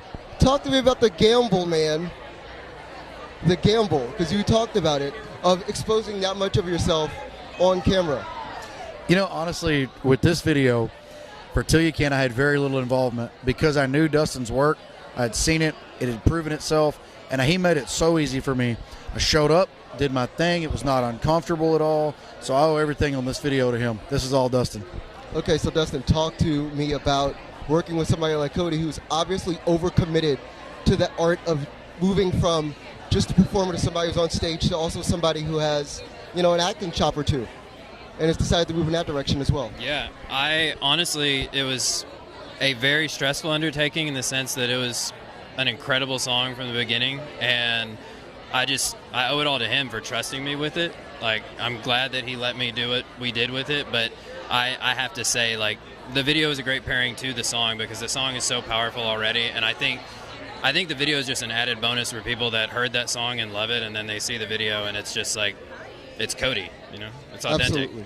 So, real quick, back to you, Cody, in regards to how does the video aid the live performance in the sense that how does it help the fans to connect more to what you're doing as an artist? You know, honestly, I was the fan that got to see this. So when I said I had very little involvement, I didn't know the final product. I left before they were finished. Got out of there. I had to go play more shows and stuff. As you do. So I get to see the final product, and my wife and I sit down and watch it, and I cried. And I'm not a crier over movies. It touched my heart, and I thought, you know what? Every fan that's going to be at my next show that has seen this video, if they felt what I felt, then this is going to be a pretty energized, emotional moment, and it has been. It's completely changed the game for Till You Can't. When we play Till You Can't, I start to hear the stories that you and I have talked about, Marcus, where you hear this song helped me through this. This song kept me from doing these things. You know, I lost a family member. When I watched the video, I felt this. It just added such a strong emotion to it that it was something I couldn't do alone as a performer. Absolutely. Well, as far as questions, that's what I had. I'm going to let you guys get running. I appreciate it. Thank you, sir. Sincerely, thank you. Appreciate Great it, to meet you. honestly. Thank you, brother. My God, always, man. Let's get They're all together. Yeah, okay. Yeah. Hey, how you doing, man? What's going on? Good to Long see you time no again. see. I know it. We got the Everett boys here. We also have Kylie. How you doing? Come on, man. Thank you. Angie, how you been, lady? See, I'm wonderful. You are dancing. I'm good. Oh, I'm aware.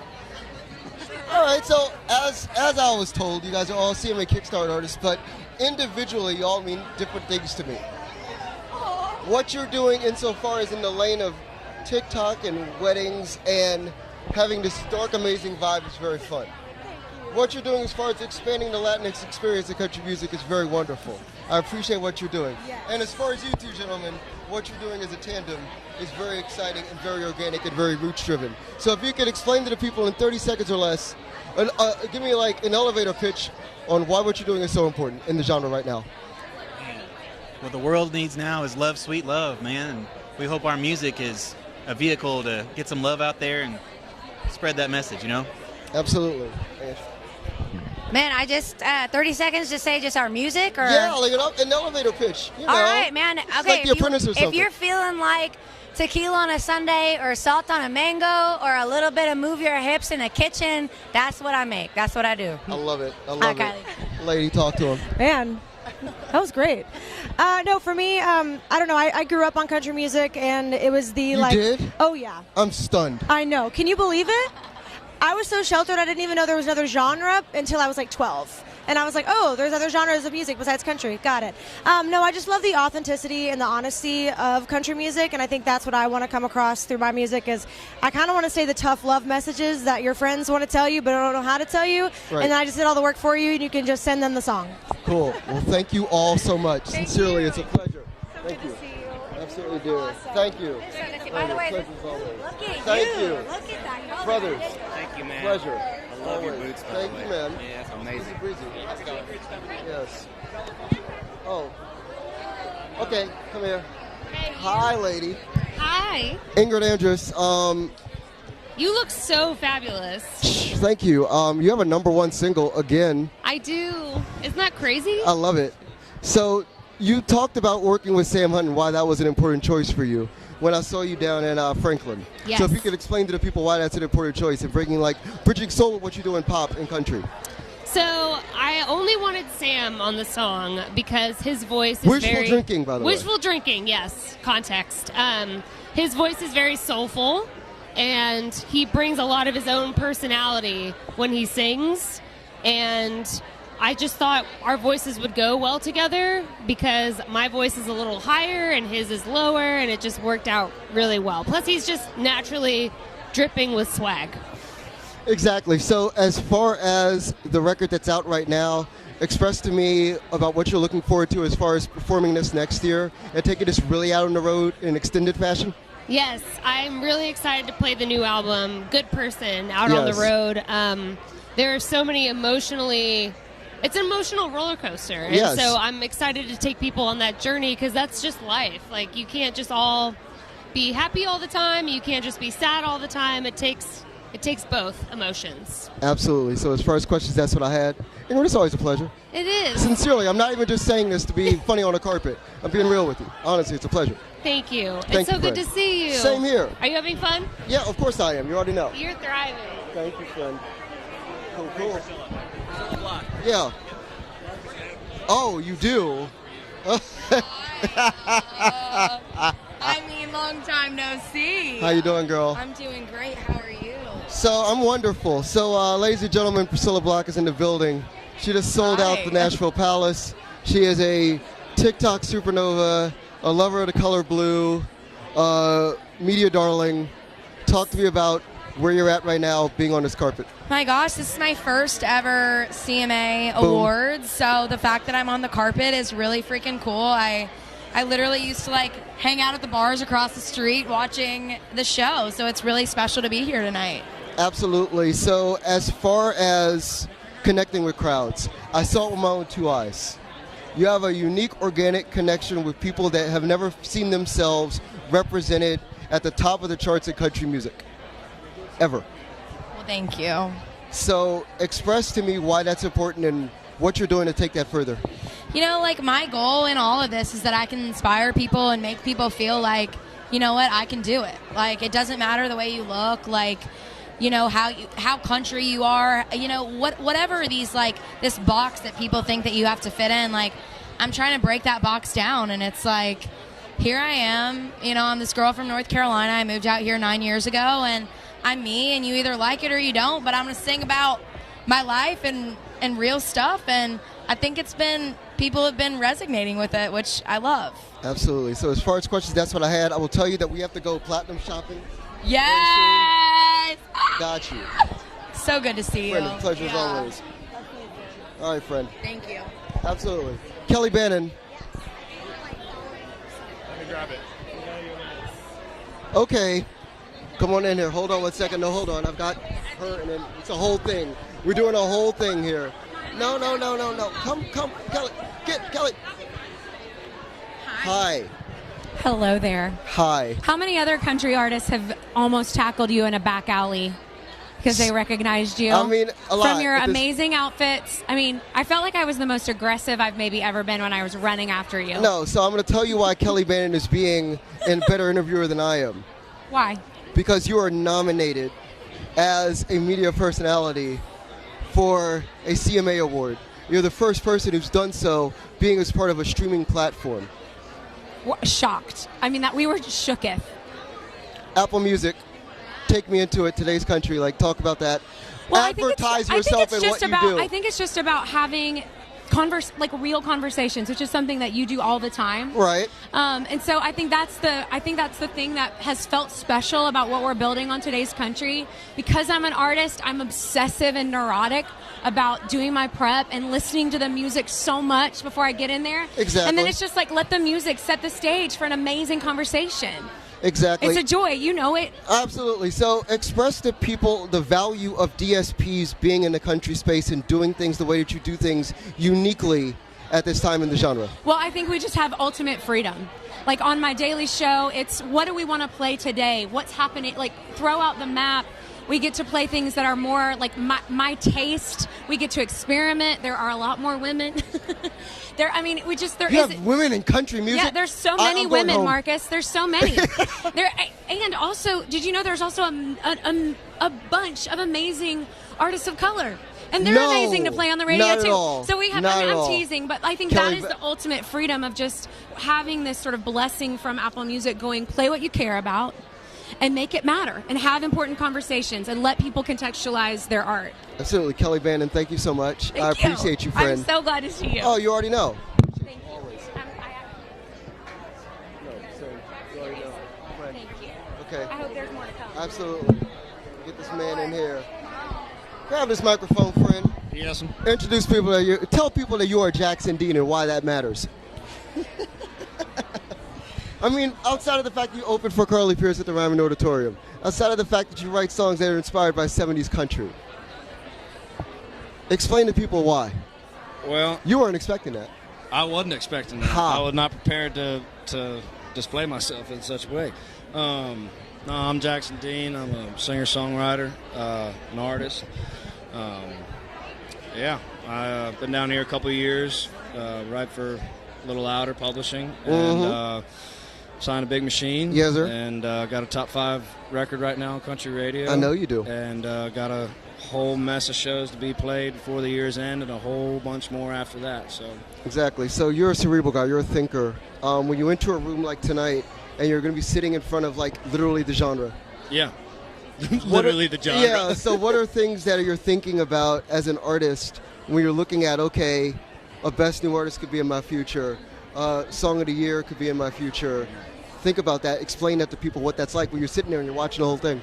Well, first off, it's a heck of a thing to fathom, just to be in the center of all that. Right. I've been looking to my left and I've been looking to my right, and just seeing the people that are walking around. I see people that I've written with, and people that I played with, and people that I love, and it's pretty crazy that this is the company that I'm keeping these days, and I feel very grateful for it all, man. Absolutely. So as far as questions, that's what I had, man. I just wanted to get you out here because I want people to see you and get to know you. Yeah, man. Appreciate you, brother. I appreciate you, man. Absolutely, man. I'll see you soon. Yes, sir.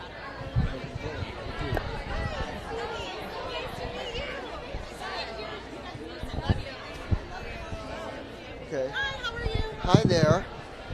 Caroline Jones. Oh, I'm aware. Oh, okay. Yeah. I like this lavender. Okay. I love lavender. So let's talk about what's going on. Wait, you have an announcement that you have joined someone and you're doing a thing now. Yeah. I'm still continuing my solo career. Yes. Full steam ahead, just as before, but I'm also an official member of the Zac Brown Band No, now, and I which is think pretty that's cool. wonderful. Thank you so much. I think it's wonderful, too. No, because when I saw it, I was like, that is a great thing. I love the work that you put in. I think that what you add to what they do is intrinsic, and it broadens their sound and broadens their scope. That's well said. Thank you so much. I hope so. I would be honored if that were the case. Yeah. So as far as like performing with them tonight, Yep. take me into that because there's Marcus King, I believe, is involved Yes. as well. Oh my God, Marcus is such a badass. We are performing Out in the Middle, our current single, Yes. with Marcus King, and it's gonna be it's a rocking moment for sure. It's pretty heavy. I'm so excited. Absolutely, Caroline. So as far as like take me into globally your life and having this expanded version of what country music is. Oh, that's a great question. Well, do you mean specifically like in the genre or just what I'm doing within What it you're right doing now? within it. Well, right now I'm working on my next record. I'm Mhm. so excited. I've been writing a ton. I'll have music out by January. Yes. And we're wrapping up the Out in the Middle tour, which has been 6 months. just been amazing, tiring, fulfilling, busy, crazy, and like I said, we just announced that I officially joined the band. So next year I'll be doing my own tours. I'll be doing their tour, and onwards and upwards. Absolutely. I'm very proud of the progression. Thank you. Thank you. So I'm going to let you get running, but honestly, it was a pleasure. Thank you so much. Thank you so much. Absolutely, friend. All righty. Yeah, okay, so come on. Bring them in. Bring them in. What's up, Marcus? Man, I'm great. I cannot complain. Man, it got pretty crazy there for a minute. I love it. I love it. But Runaway June is coming over. in. Yes. Here they come. Oh, hi. Hi, guys. I love this. Thank This you. is amazing. Thank you. It's a The pleasure. Ray-Bans? Yes. Love 'em. Okay, so I'm really excited to actually meet you in real time, in real life. So, country trios. It's a thing. It's an actual thing. But we haven't had it in a while. So, explain why Runaway June exists and why that matters insofar as like the legacy and the breadth of country music. Well, first of all, we're songwriters and friends together, and so it's just fun for three girls to create music together, and I love the three-part harmony. I think we all do. That's why we're in a trio. We grew up listening to Dixie Chicks. And Yes. So I just feel like that's something special when you have three women singing together. It's powerful. Right, exactly. I mean, everybody's going to answer this question. I'm not just going to let her do it. Well, I have to agree with her. It's like, especially when it's women too, to see women get in together and support each other. I think that's what it's all about. Absolutely. And I think there's something empowering, too, about three of us on stage together. We've all done the solo thing. We've all been in different bands, but there's something so beautiful that happens when the three of us come together. And it's just so fun to get to sing and perform. And we have a ridiculous amount of fun on stage together. No, I'm very aware. So as far as new material, I know that there's stuff coming. So if you can express to people what that is and why it's important. So we just released our first single together called Broken Hearts Do Broken Things last week, and we're so excited about it. It's just a girl anthem and a support system when you're getting your heart broken and you're just doing some really dumb stuff. Absolutely. So final question, as far as being in a space like this and looking at the legacy of the genre, if you can identify one artist of country history who's in this building tonight that inspired you and why? Oh, gosh, I know mine. Carrie Underwood. I mean, she's insane.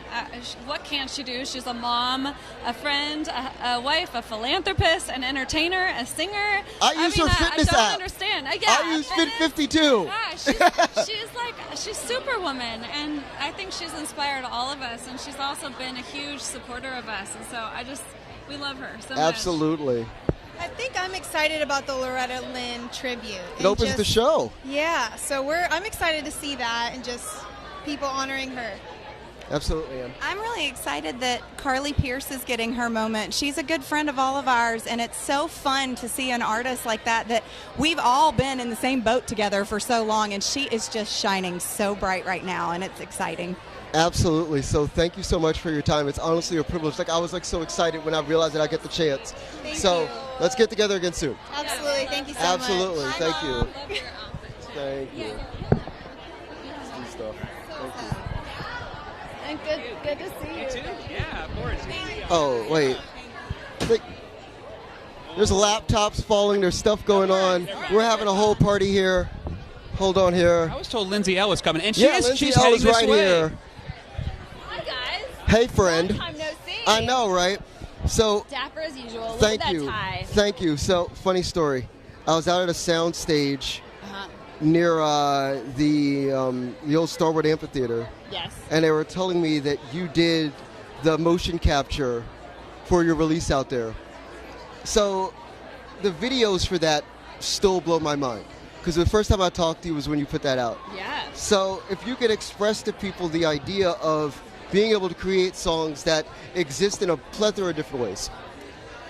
Technology is so insane today, and what you can do with different mediums is amazing. And as an artist, that stuff inspires me so much because you can not only write a 3.5-minute song, but the fact that you can bring it to life in different ways of music videos and art and painting guitars and 3D videos, and you can have this whole world going on behind you as you're singing this song in a different place. It's wild. It is so insane, and I'm just really grateful to be willing enough to do all the things and try all the things and learn them. And I'm even more grateful for fans that they want to receive it.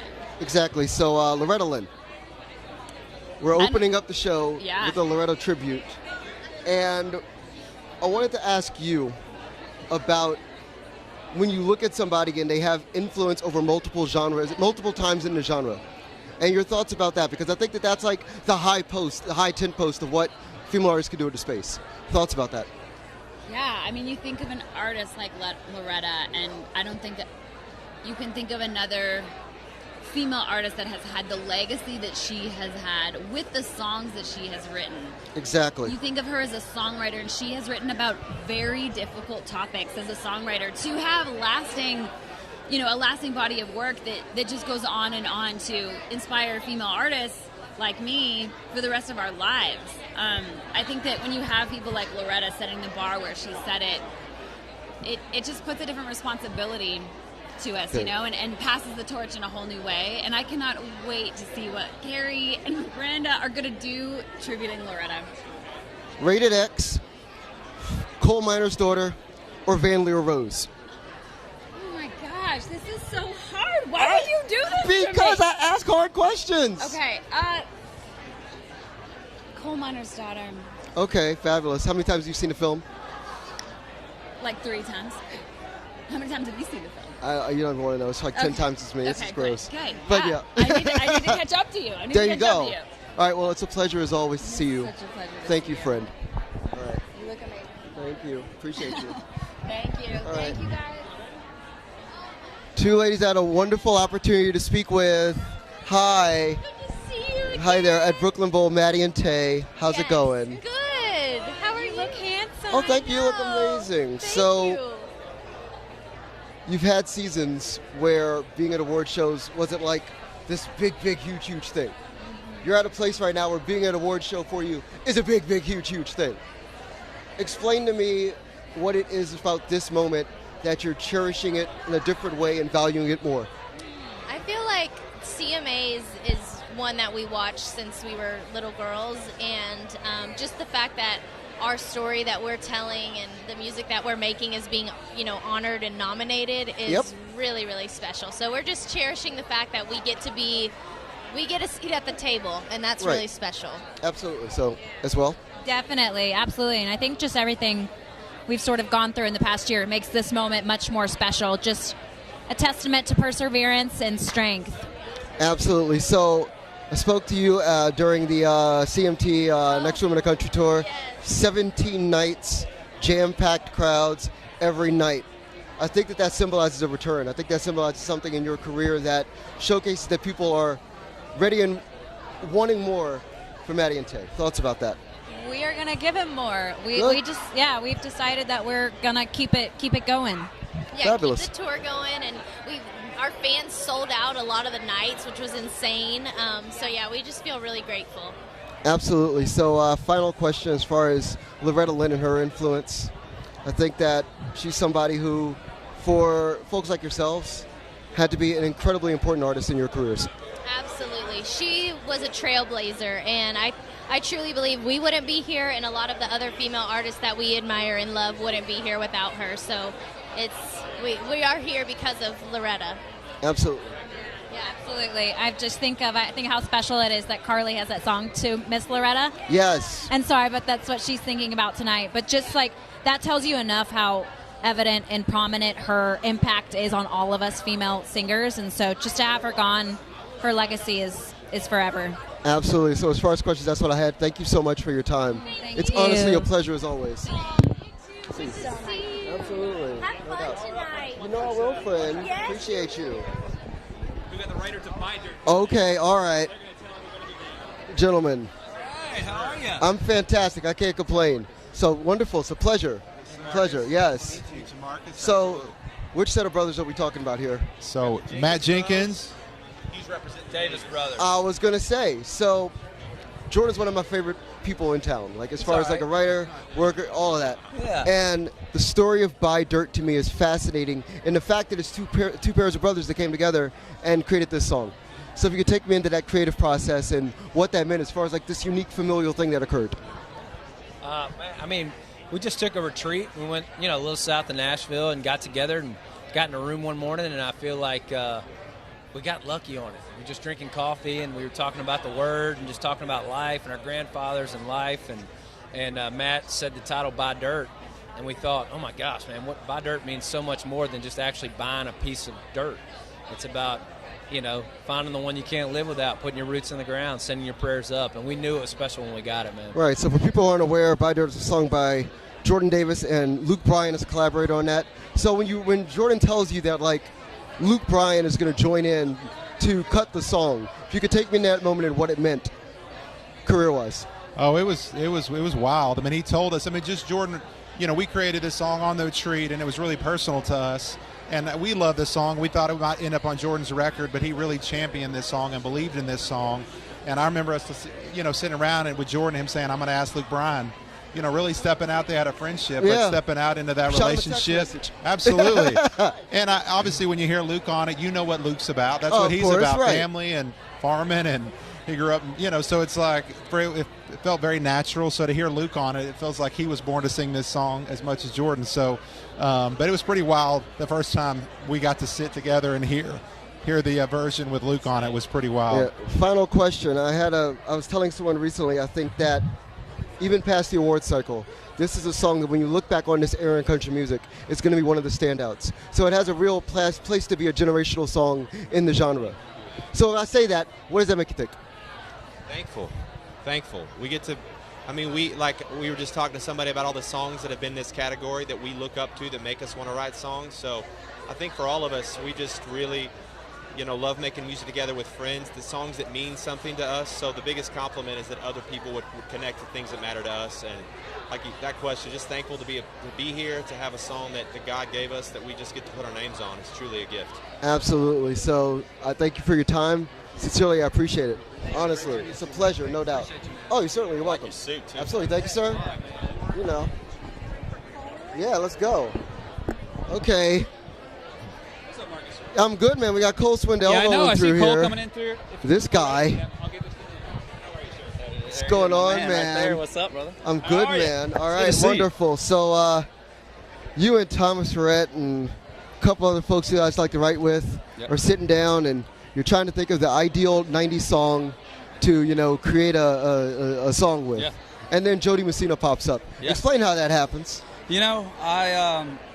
We both, I think, love 90s country, obviously, and we were just talking about it, which songs would work, and I honestly don't know how we landed on that. I know we both love the song, but I think it was more or less thinking about how many people get up and sing that song on karaoke, and we were trying to figure out how we could put a spin on a song, and one of us, we started talking about walking in and seeing somebody up there singing that song and just kind of being, just like, wow, who is this? And that kind of, the song lyrically, it's pretty much that. I feel like it probably has happened before somewhere, so I'm waiting on those stories to roll in about that. So there's a fourth #1 hit somewhere rummaging around your record. Yeah.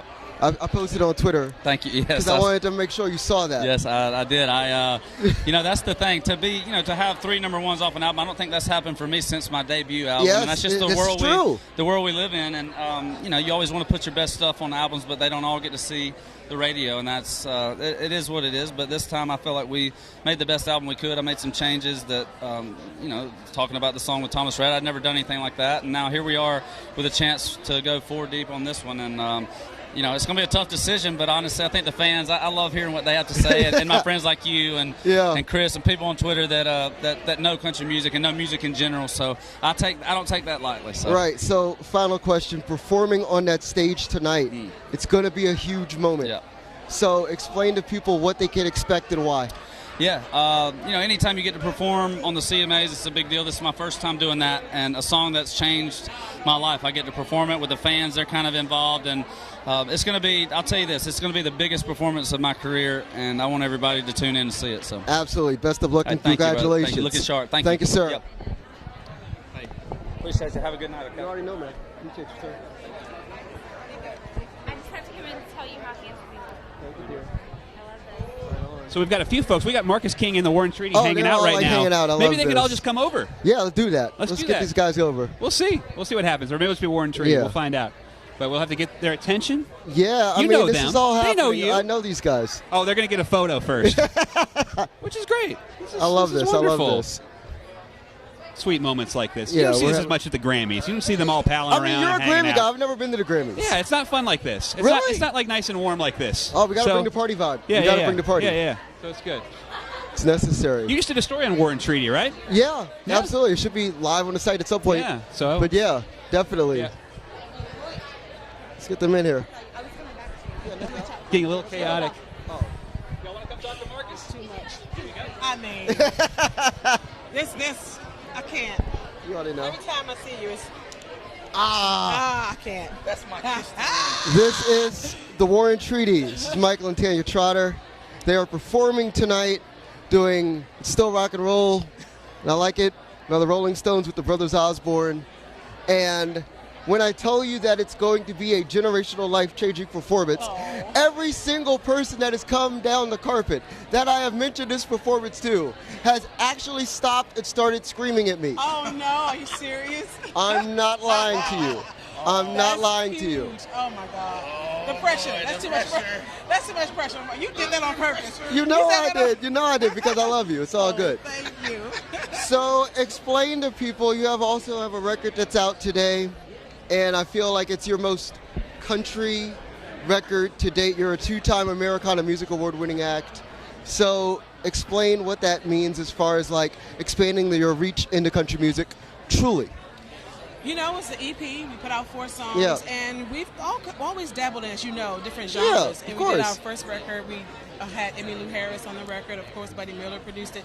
So we've always kind of just dabbled into country music, and country music has just really welcomed us, you know, to different events. And I mean, we're on the red carpet right now because they opened the doors for It's us. a red carpet? Y'all on it? Yeah, we're on the red carpet. Look at Who us. knew? You This is know, here we amazing. go. So, you know, we're here.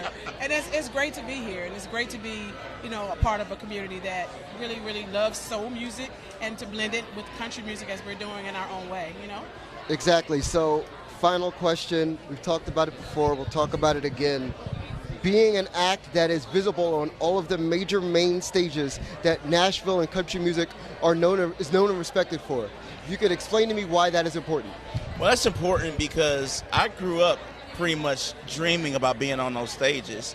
I remember when I went to the war, I requested to get the sweeping detail of the helipad because the lights looked like the lights on the Ryman stage that Johnny Cash had kicked out.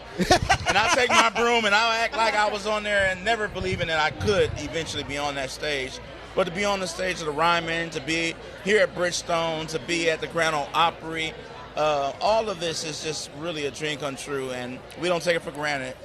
Just like we don't take for granted how much we've been talking to you lately. Yeah. It's all That good. It's feels all dope. love. Absolutely. So I'm going to let you guys run, but seriously, I appreciate you. Love you, man. Thank you. Thank you, Always. brother. Anytime. Thank you. All right.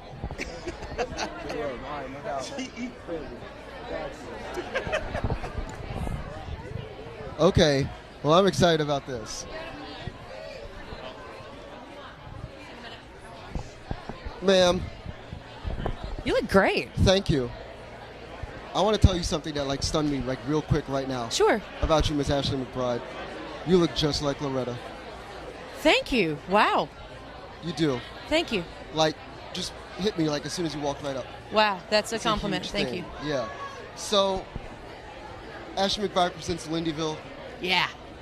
It's a rollicking, ridiculous record. Yes, absolutely. In the best way. When you recreate a concept record and you have 6 different characters yes. on it, how do you expand who those characters are and how they interact? I think it's got to just be the way we wrote the songs, and then we made the work tapes and all of that. Yeah. And then the vocal performances on the record is how you get to really learn about them. But now it's time to do it live. Exactly. It's time to do it live. So, Linda Ronstadt, I listen to her music all the time. Yes. So, when was the first time you listened to Linda Ronstadt, and like, what does she mean to you as far as your understanding of country music? I think my first experience and exposure to Linda Ronstadt was in the trio stuff with her and Dolly. Okay, how Dolly and So Emily, that's how right. I learned who that is. Then a little bit later on, I heard Blue Bayou, and my mom was like, "Oh, that's also Linda Ronstadt." Yeah. So there wasn't really a world where her music wasn't part of my life. Absolutely. So, final question. take me into being able to have your hand in so many different pots in country music. Working with Carly Pierce, working with Pillbox Patty, working with, Luke Bryan, across the board. It's fun. It feels like when you were little and you would go to your friend's house and ask, can Luke come out and play today? That's what it feels like all the time. Absolutely. And I love that no matter who calls, if Dirks calls, hey, do you want to come sing on something? Yes. Ray Wiley Hubbard calls, you want to come sing on something? Yes. It's great. Oh my God, I love that. So seriously, I'm going to let you get running, but I just want to say hello, and I want to say congratulations. Thank you so much. You're already an award winner. Yeah. Wonderful. Deserved. Thank you. Absolutely, friend. Thank you. All right. Thank you for that compliment. You already know. That's No. I'm glad that's what popped in. Literally first thing. Okay, we're going to move it on. I'm going to keep stepping on my dress. Wow, how was that? I mean, it's amazing. She walked up and she looked just like Loretta Lynn. Yeah? Scared me. Looks incredible. Yeah, absolutely. I've got exciting news. The brothers Osborne are about to just make a beeline over here. No, I know. Those are my guys. You know? Yes, I know. Okay. I specifically asked them, like, all right, we got to get the brothers out here because that performance with them in Warren Treaty is actually going to be a big thing. Absolutely, absolutely. So I'm here just to hang out and chat with you and ask, how's your hour been with the Stars, Marcus? Pretty good? It just goes. I mean, so if anybody really wanted to know what my job looks like, okay, so we have a thing at the paper where we're supposed to be in the office 2 days a week. Uh-huh.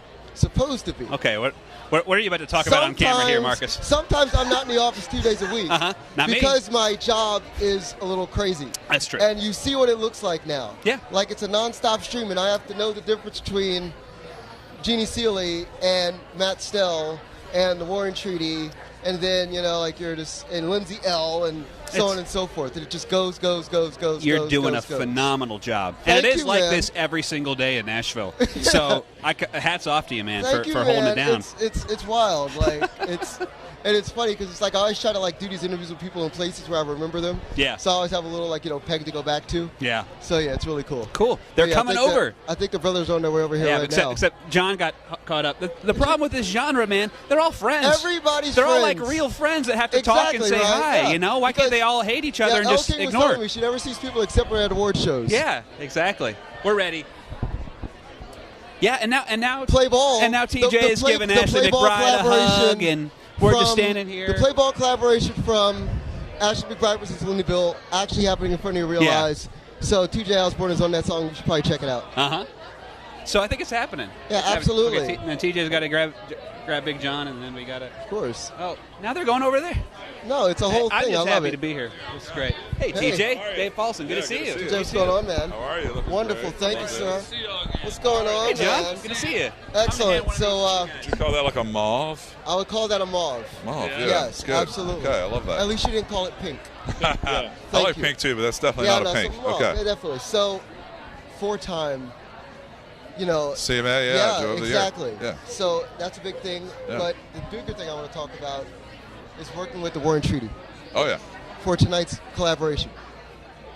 It's not a slight thing to say that it's going to be a mind-bending, genre-blowing, country music-changing moment. I hope so. That's what they told me to tell you. Okay. That's the going rumor. That's the idea. That's why we asked them to collab with us, because we wanted it to be mind-bending and life-changing. And we've been through the rehearsals the past couple days with them, and every time when they kick it into overdrive and just start ripping it on the mic, it's something really spiritual to see. So if tonight can be half as entertaining as the rehearsal was, then I'll be very happy with that. Okay, so between live shows with giant skeletons on stage to working with Ashley McBride on Ashley McBride Presents Lindyville, there's a broad swath of stuff that the brothers Osborne are doing right now. So if you could explain the creative inspirations and how they keep on expanding. Yeah, well, it's, when you're first trying to do it, all you can focus on is your own career. It's like pushing a boulder uphill. But every little bit more momentum you get, the more it kind of starts rolling itself. And then behind you, you get a great team of people, great management, great label, just an entire organization that helps you keep pushing your dream along, which then frees you up to just use more creative space. And we're very lucky that we are in a partner career in which we have a lot more creative freedom than we did even a year ago. Right. And to have the opportunity to, to do this collab with Warren Treaty, to work on Lindyville with Ashley, to put big skeletons on the stage, like any of those things. Right. They seemed like long shots. They seemed like all Spinal Tap ideas until you have the creative freedom to do it. And that's where we are. And, pursuing this dream is a risk anyway. Why quit taking risks? Just keep doing it. That's where the fun is at. Absolutely. TJ, talk to me. As far as, for you, I think that you're at a place in your career where freedom is the biggest word in your life. Yeah. And what does that mean as far as, when you apply that to your country music career? Yeah, well, I think that's just all. Really, as far as applying it to my career, it was more just applying who I am. And I do think in country, it is all about people getting to know who you are. And John and I, we're cut from a different cloth a lot of times, but I think that even for some people that don't think the way that we do, appreciate us for being authentically ourselves. And now that I can truly be that without any governor on, the music's been, I think, better. It's been a lot more fun. And our relationship with our fans has improved because of it. Yeah. Absolutely. So as far as questions, that's what I had. I wanted to make sure I had some time with you guys. Honestly. Absolutely. It was good to see you. Congratulations and a pleasure as always. Yes, sir. Absolutely. Thank you. Thank you. No Appreciate doubt. it. Thank you. All right, brother. Appreciate you. Good dudes. Yeah, Brothers absolutely. So Osborne. now we're getting the actual collaborators, taking a bunch of shots together here. Yeah. That's good. I mean, what better place really to set up this photo than right behind us? I mean, it's what we do. It's just life right now. Anyway. So as far as for you, when it comes to being at events like this, because you've been in town far longer than I've been in town. You're actually like a Nashville native. Practically, yeah. Yeah. So the largeness of this. Yeah. I know that this wasn't always the case. Yeah. So if you could explain to people what this used to look like. For sure. Before this thing was a thing? Yeah. Definitely. Well, when I first got here, I believe they were still having it at the Opry House in the late 90s into the 2000s. Right. But I remember even in 99 or 2000, they had NSYNC come through to do their God Must Have Spent a Little More Time on You kind of thing. So this forever, even before Nashville was this pop culture hotspot that it is now, this was the night where primetime TV centered on Nashville and stuff. And it's less surreal now in a weird way as the city has grown, but it still can get pretty surreal, especially when you have folks like Katy Perry coming down the red carpet, which might still happen. You might see a flash of Katy Perry coming through. We'll see. Exactly. But yeah, it's really grown, and it's still a special night. But the novelty of just wow, Nashville's on the TV tonight, which was kind of the vibe for a while. And it's for sure. I kind of miss those days a little bit. I know you do. That's why I had to ask. Yeah. That's my favorite part about working with you, honestly. Yeah. Is that I know that a lot of this is bizarre. Uh-huh. I come here brand new, and so all this for me is oh yeah, it's like normal. It's like yesterday. It's what we do. Yeah. And I know there's a difference there, and I love it. Well, yeah, and growing up before you get immersed in the industry, and it's just around. It's like a sports team that you follow or you don't. Yeah. Oh, I heard so and so's doing well this year or whatever. Yeah. I mean, I could go on and on about it, but I love that about Nashville, and I do feel like when people say oh, they don't bother celebrities here. Yeah, absolutely. So sometimes it's folks just aren't country fans, so they're like, oh, I hear you're a big deal, nice to meet you, kind of thing. But Marcus King, I believe, is ready for us. Okay, absolutely. Yeah. My guy. Marcus on Marcus. Let's do this. Brother, I'm good, man. So. Oh, cool. I can't think of two more. This is Marcus King, by the way, ladies and gentlemen. Hey, what's up? Just headlined the Ryman Auditorium. We hung out for half an hour. I saw a new tattoo of yours on stage. Toured with Ashley Craft. It was a fun time. But I can't think of two more jam band, rock-oriented people doing something than you and Zach Brown. So talk to me about that, man. Yeah, I mean, Zach called me up. He said, "Come on and play a song with us." And I said, "Can't say no to you, man. I'm home. It's a short drive, so I got to be there." Right. So take me into the idea that what you're doing to me always feels like something that existed prior, but you've elevated the standard that that kind of sound existed upon. Man, I mean, that's such an elegant way of putting it, like you always do. Thank you, brother. And I mean, we love playing, and we love where we come from with good Southern rock music, and we respect our roots. And we're just gonna go out there and suit up, kick them right in the jaw, just the way we've been raised to do it. Did you really just say on like a camera that you're gonna suit up and kick them right in the jaw? Yeah, I mean that's what we always heard to do is you got to suit up and just be ready when the time comes, man. Absolutely. Always have your boots on. Absolutely. So take me into playing at the Ryman Wow. and having that experience, because I feel like it's one of those things. We were doing shots, and the woman behind the camera, Nicole Hester, was our photographer that day. And it's one of those things where you see lights come through. Yep. And it's like mid-afternoon, and you're like, yo, this is the church. Mm-hmm. So it's actually the mother church. Right. So I think that's an inspirational thing.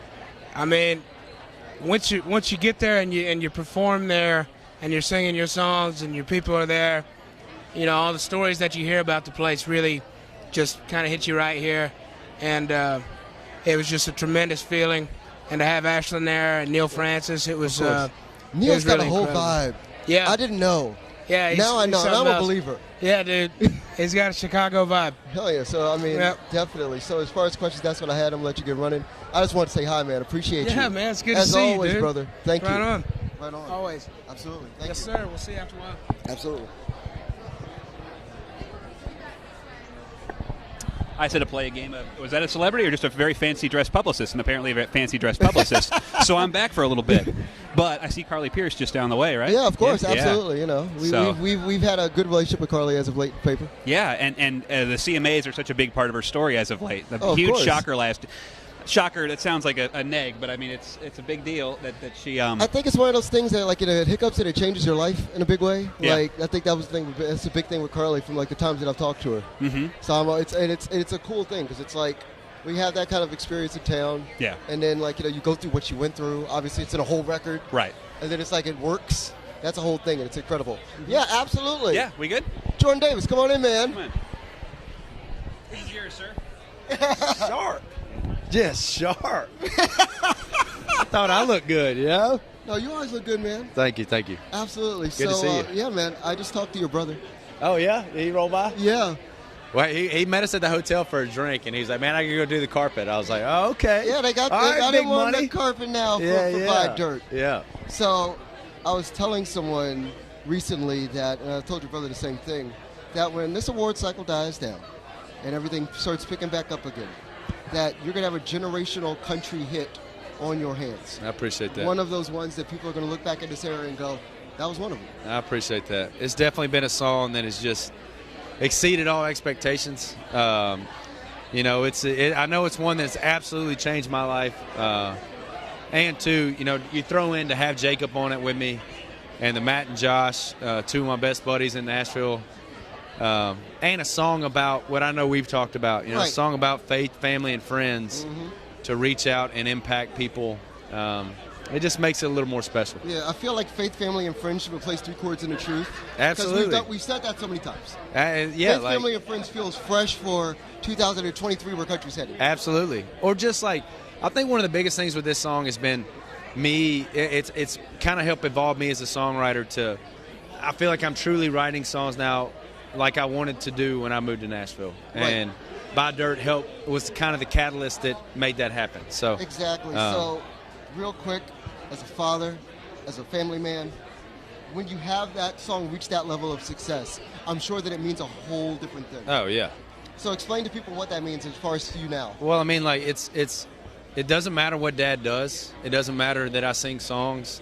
When I come home, I'm Dad. I'm a husband. I'm a father. My kids see me as Dad, not as a guy that sings on the weekends or a guy that sings Buy Dirt. And that's how I want to raise my kids. Work hard, love the Lord, love your friends, and obey your mom. That's the most. Cool. Well, as far as questions, that's what I had. Hey. Jordan, it's always a pleasure. Absolutely. Hey, sincerely, brother. Dude, my God. Hey, you know how to step it up, man. You made me step it up. Okay. You. No. Blame you. I'm chasing you. Right on, Hey, brother. good to see you. Anytime. And we're back. Absolutely. Well, I mean, I understand the show is going on while I was gone, but I'm back. Jake Owen, hanging out right there. Absolutely. Of Been a minute course. since I've seen him. Looking sharp. Oh, Red absolutely. suit jacket. I also heard Elle King's going to come by in a little bit. Oh, she is. Don't worry. Yeah. Yeah, I know she promised you. Well, Wes came by, her publicist, and specifically gave me her trading card. And Okay, so we got to talk about trading cards real fast, Yeah, for like yeah. 30 seconds. It's a thing. There's a thing when you're doing these carpets. The publicists come by and they give you a card. If you know how to do, if you've been doing your job very well for a period of time, this card contains everything that you wrote about that artist.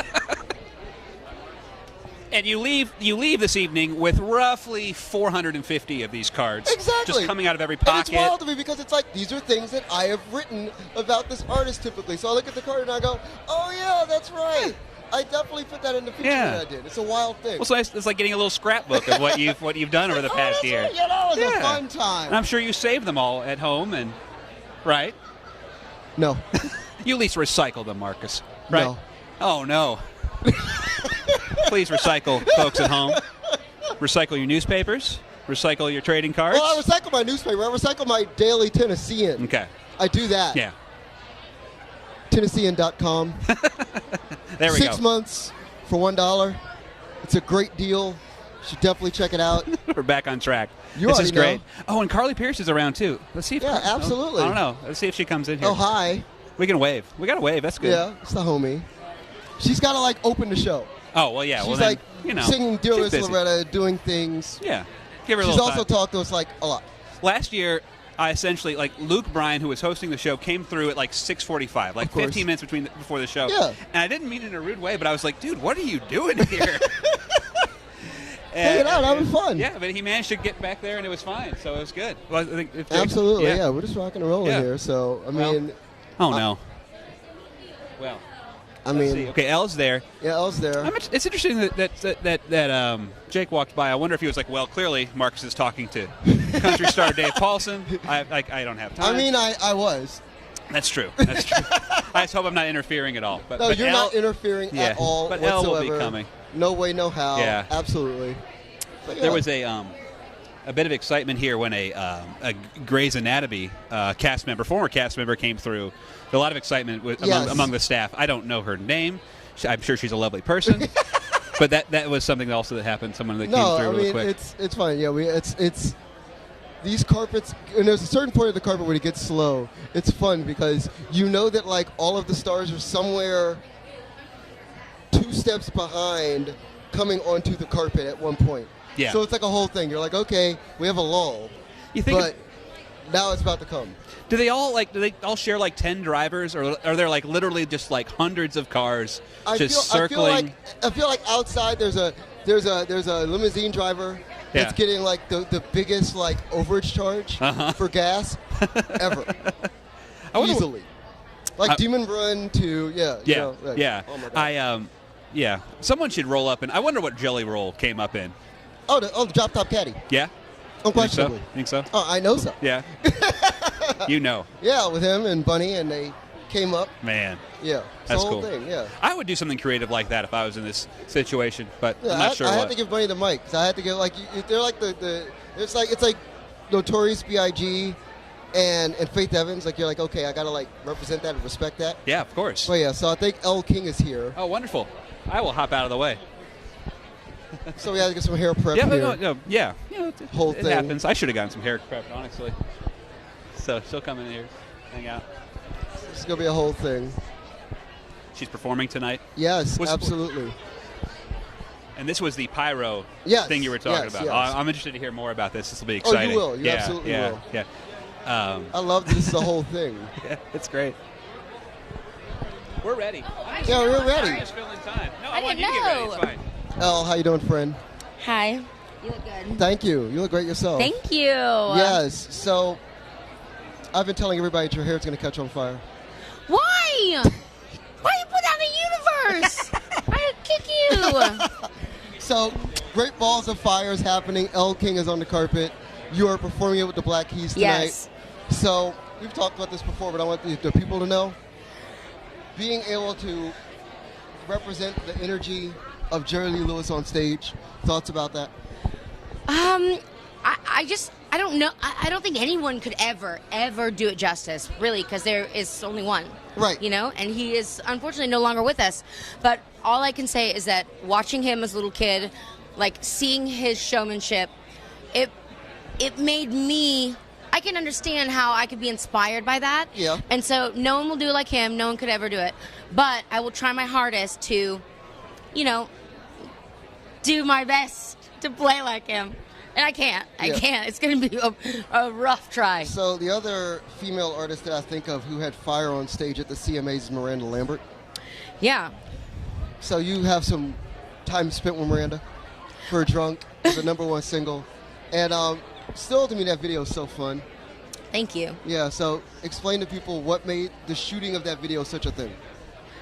We have fun together. We enjoy being around each other, and that's what country music has showed me, that like you can like the people that you work with and you can enjoy your job. And so we just laughed. I was like, let's play characters.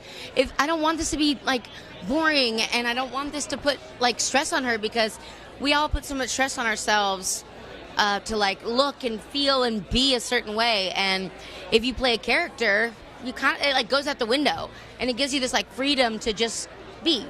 Right. And you can be silly and fun and get a great performance. So we waited to see each other, and her hair was teased up so high, and we just like burst out laughing. It was amazing. And people they're like, you look like you're having fun. I was like, we really had a very fun time. Yeah. So that really helped me in all of my music video experiences. Like, it should be fun, it should be silly, let me play characters, let me be myself, you know? Absolutely. So you have a record coming out in January. Yes, I do. I'm going to tell you that Tulsa's my favorite song on the album. Yes! Absolutely. It's one of mine. I'm very excited. So as far as having a record that's complete, that really represents who you are as an artist and a person, very quickly, if you could explain what that means to everyone. Say that again? Being an artist and a person and having a record that represents that. Well, coming to country music, I really felt accepted, and I felt like I was like okay to be myself. And so with that comes this freedom of self-expression. So when I went into the studio, I was like, I mean, nobody in country has ever been like, no, Elle, don't do that. And I've felt that in all my other kind of work experiences. And this record experience was so beautiful, because I was like, this is my idea, and this is my vision, and this is how I hear it sonically. And everyone's like, that's a great idea. I hear it. It's beautiful. And I'm very proud, and I feel really lucky that everyone that I worked with on this record, who gave their time, energy, everything, enjoyed it, you know? And that's what music should be, and that's what all of this should be. And so it feels like a very joyous experience, and I can't wait for everyone to hear it. Absolutely. So as far as questions, that's what I had. We have a date with goats and chickens coming up. We have to do that. Yes. Absolutely. Hit me, let me know. Yeah, I'm you're gonna take mine, right? Yes. Okay, good. You heard it. Bless you. All right, friend. Thank you. Absolutely. Great to see you. Always same. Love you, sweets. Yeah. So yeah, here we go. Thank you. Back again. Dirks is coming through. Oh, wonderful. Yep, Fantastic. I'm confirmed. excited to see Dirks as always. Yeah. Is Dirks performing tonight? I don't even know. Yes, he is. He He's is? doing part of the he's honoring Alan Jackson. Wonderful. So that'll be good. Yeah, that's going to be great. No, Yeah. he's like consistently like an amazing performer to me. Like I'm just like, it was one of those things when I came to town. Like there's certain people I didn't know Yeah. were that level of good. And then I'm like, I saw him live and I was like, oh God. Yeah. The whole thing. I was like, wow, this is really, really good. Yeah, there are those performers that I'm not saying that you sounded like this, but like when I saw the Chicks, Yes. formerly the Dixie Chicks at Bonnaroo, that was my main takeaway. Was like, they were like really good. Like you know the songs are good. You know they're great right, singers and very charismatic. It's the whole thing. But when you see it all come together, Right. Oh, it's okay. We're Yeah. just live. It's fine. Yeah, you're fine. You're fine. No, we're good. That sounded so live. passive aggressive. It's No, not what I you're meant. fine. Oh, you have time? Yeah, come through. Come through. I'm sorry. Yeah. Oh, Tyler Hubbard's coming through. Yeah, Tyler Hubbard's coming through. Sorry. Hey, man. What's going on, brother? What's up, Marcus? You're doing really well, man. Thank you, sir. All right, cool. So I'm 5'9". Real quick, I'm gonna jump right in. Do it. Cause I love the single. Thanks, buddy. No, honestly, like you look like you're having the time of your life making the new music. I really am. It's been a blast, and I got a whole new appreciation and gratitude for getting to do it, and just get to do what I love in general. And so, man, I'm just having a blast, and I'm super thankful, man. Yeah, because Mickey Guyton was showing me some video of you two like working in the studio. Oh yeah. And it was this whole thing where you're just kind of like sitting there, and it didn't look like, oh God, I'm about to like make a song that sells like 23 billion singles. It's like, yo, I'm just like a country artist, and I'm making good country music with my friends. That's it. That's the goal, man. And we show up every day with our head down, just trying to write the next song and chasing that hit song. So it's a blast, and I love getting to do what I do, and especially getting to work with people like Mickey. You know, that just makes it that much more fun. So I'm excited for her and excited to keep writing songs. Absolutely. So as far as for you right now, ramping into where this next record is headed, like what's the part for you, for people that know you from the past, looking at the future, what's the big difference?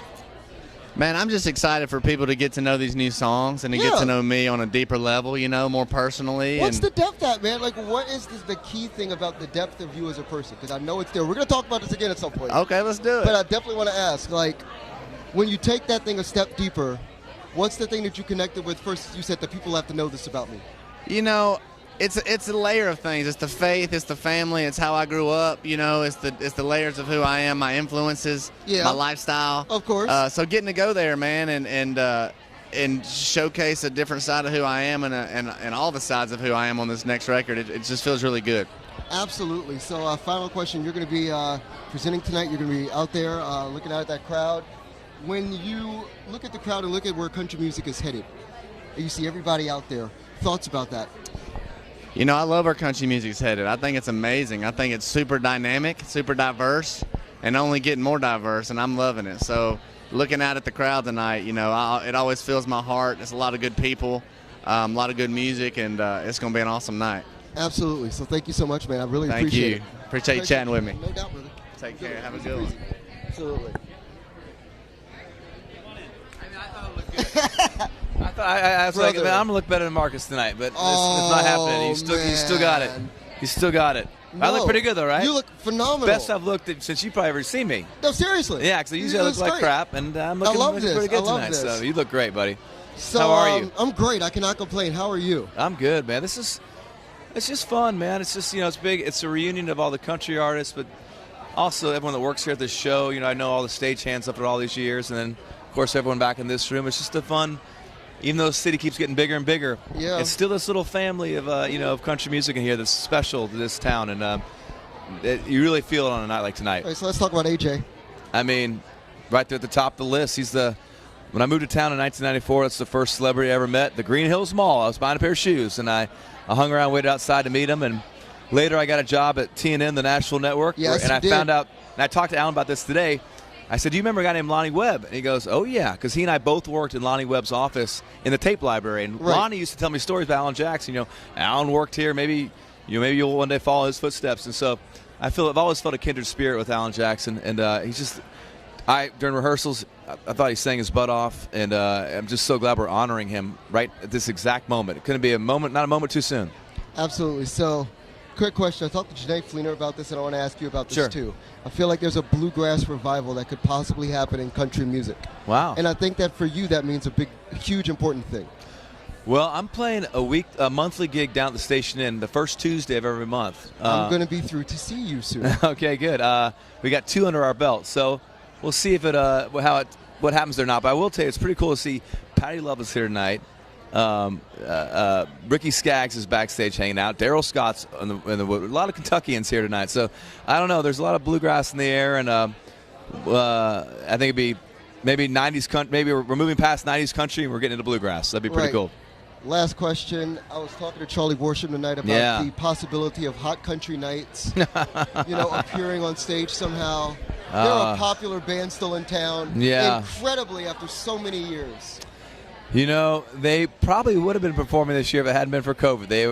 They were set for big things, but they got I think the universe came up with COVID to keep the Hot Country Nights, keep them down in Murfreesboro. They suppressed them, but they'll ride again. They got plans as well, but absolutely, seeing them at your show was an incredible. Oh, thing. Thank you, dude. In Thank you. honor of my career. Wow, you need to get out more.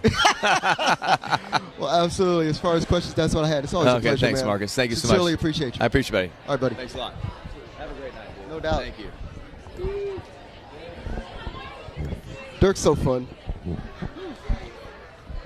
And oh my God, the Low Cash Boys. I was going to say, I was pretty sure that was Low Cash coming through. Tripped out as usual. Yep, and then we got Old Dominion down the way, I see as well. Fabulous. Lainey Wilson yes. is already, I'm sure, confirmed with you, but confirmed with us that she was coming down, so that'll be good. Absolutely, with her father. Really? Yes. Cool. So the legendary Brian Wilson, wearing his eye patch, out in public for the first time, after the incredible 6 weeks he had. Man. It was astonishing, and he's like, alive and well and kicking, and that's amazing. So I'm happy to see him. Yeah. I mean, wow. That's going to be a thing. You saw Low Cash recently too, right? I see them all the time. You see them all the time. But I saw them especially at the video shoot for Let It Slide, Leslie Jordan's last single. Yeah. They were there with Blanco Brown, and I danced a TikTok dance with Leslie Jordan. You did? At the East Side Bowl. Why have I not seen this video yet, Marcus? Why has the world not seen it, or did I just miss it? I didn't shoot a video of it. Oh, okay, so someone has it. Somebody has it, it's not me. We have to track that down. Yeah, I think so. Yeah. It's a thing. It was a real thing. To do a TikTok dance with social media sensation, the late, great Leslie Jordan, that's like, I don't know, it was jamming with Eddie Van Halen or mean, something, you know? I mean, that's more up your alley. Yeah? What's that? Jamming with Eddie Van Halen, that's more up your alley. Uh-huh. Yeah. For sure. But no, it was an amazing thing, and I spent 30 minutes with him and did an interview, and it ended up in the paper, and I was like, this is one of those things. When he passed away, I couldn't believe it. I was like astonished. I was like, oh my God, because I just spent time with him. Yeah. That had to be surreal. He was incredible and a light, as everyone says. I interviewed him once on the phone, and my wife loves him so much that this was at home, and I went to a separate room, and I had it on speaker. Right. She's not watching, doesn't matter. But she sat outside and ate her lunch while listening to our conversation. I respect she was so that. starstruck that Leslie Jordan was calling her. She did that. I respect that. Yeah. That's a level. I probably would have done the same, honestly. No, of course, Big deal. of course. Yeah, it's crazy. He was amazing. Yeah, for sure. But no, this is one of those times. It's like where everybody is okay. Yeah, yeah. So yeah, we got a lot of stuff coming up here, and they're just making me aware of this. So off camera, there's a team of 25 people. No, it's 3 people. You know, it's great that at first I was thinking why do we have to be in this tent on a beautiful day? But it was pretty hot out there. Yeah, this feels good. No, it's great. I'm down with this. It's 75 degrees outside right now in Nashville. Yeah, I mean, I'm sure this is, and people are watching all around the country, but at least in Tennessee and probably other parts of the world, it's 80 degrees here for some day in November. Yeah, it's wild. And it's disconcerting, but also it's well, I'll take it, whatever. Yeah. I had a sweater originally I was going to wear with this whole thing, but I didn't have to. That's my excuse for not wearing a suit jacket. I didn't even bring one. I mean, I understand. It's not great, though. Yeah. So, funny anyway. thing, I never see. I've seen you in person maybe 3 times in the last 2 months. And that speaks to how busy you are. It speaks how busy you are. Busy, reclusive, all that. Yes, but all of that together. But right, no, it's wild. So and were you going to say you've seen me wear the same shirt all 3 times? No, I would never say that because that is not true. Marcus, you were in a T-shirt the last time. Oh yeah, that's right, I was.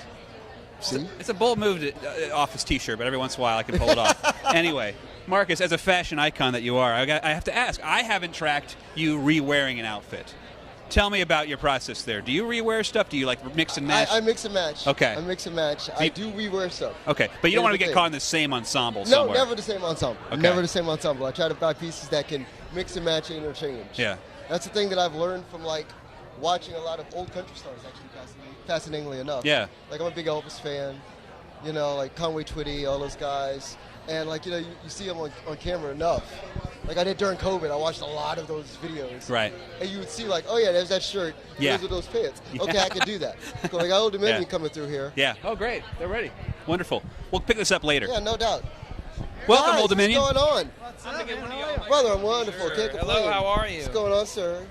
What's going on, my friend? Good to see you. Pleasure. Yeah. So. Sure, probably. Asheville, North Carolina is one of my favorite places on the map to go visit. Beautiful. You recorded Time to Kill in Therapy down there. Yes.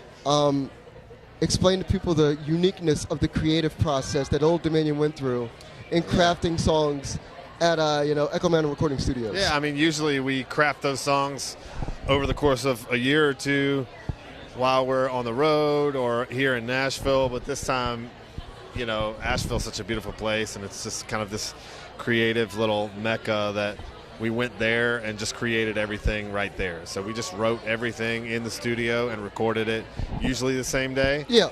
So within that 3-week period, everything was written and recorded. So it was a very unique experience for us. And I was on a boat that day. Yeah. It's still, like, I talked to you guys at CMA Fest about it, and I'm like, oh, yeah, it's the big stadium anthem. Yeah. But now I walk down Lower Broad, and it has another life. Oh, right on. When I walk down and I hear people in bars doing That's the how same you know, thing. man. That's how you know. Exactly. So let's talk about the spread of that song and how it's maintained itself.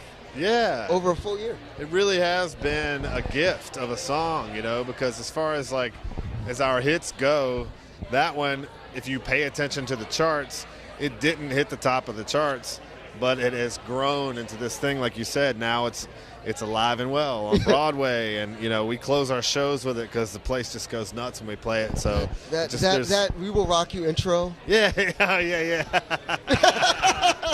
Every time. Yeah, man. But as far as being here tonight and being nominated and really being part of this larger, broadening country conversation and having a space for what you guys do uniquely in the midst of all of that, if you could take me into what that means. It's just so special, man. It really kind of shows us that we created a lane, and we feel good in it, and we have fans, and we have this amazing respect from our peers, and we're honored to be named every year with the same people that are in the category. It's a blessing to be where we are and to have the job that we have, to get to do it night after night. It's unreal. So this is like cherry on top of the whole thing. Absolutely. As far as questions, that's what I had. I'll let you guys get inside. It's a pleasure as always. Thank you. Appreciate you, man. No sweat, always. Much appreciated.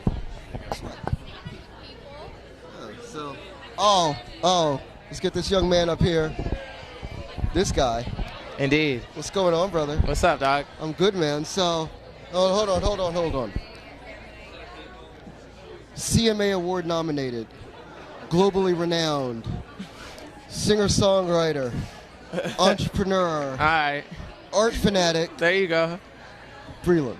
Good to see you again, man. It's good, man. So, a lot has happened since the last time we've spoken. Yeah. You have literally seen the world, and the world has come to know you and respect you at a different level. Oh, man, thank you. Yeah, it's been Express amazing. that to me, because you've been to the UK now. Yeah. And you've played in front of these crowds. Yeah. That shouldn't know your material, but they know every single word. Yeah, I mean, we went out to Australia first. That was exciting. First time playing shows down there. And then the UK run was incredible. We capped it. Yeah, Russ told me all about it. Yeah, I was going to say, I mean, it was great to be out on the road with Russell. Anytime we get together, it's an electric show.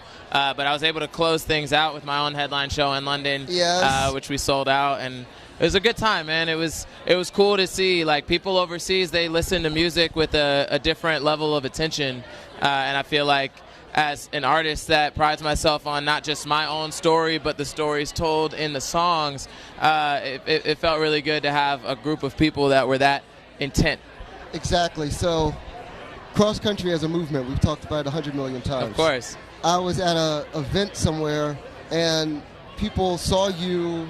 It was like playing one of your songs, and then they played something by Madeline Edwards, and it wasn't like they were playing a bunch of black artists in a row. Yeah. But then, like, people mentioned like a bunch of black artists that they like. Yeah. And they talked about 10 people, and they missed a whole bunch of people. Right. So there's a broadening now that is extraordinary. Yeah. In a sense that it's unprecedented.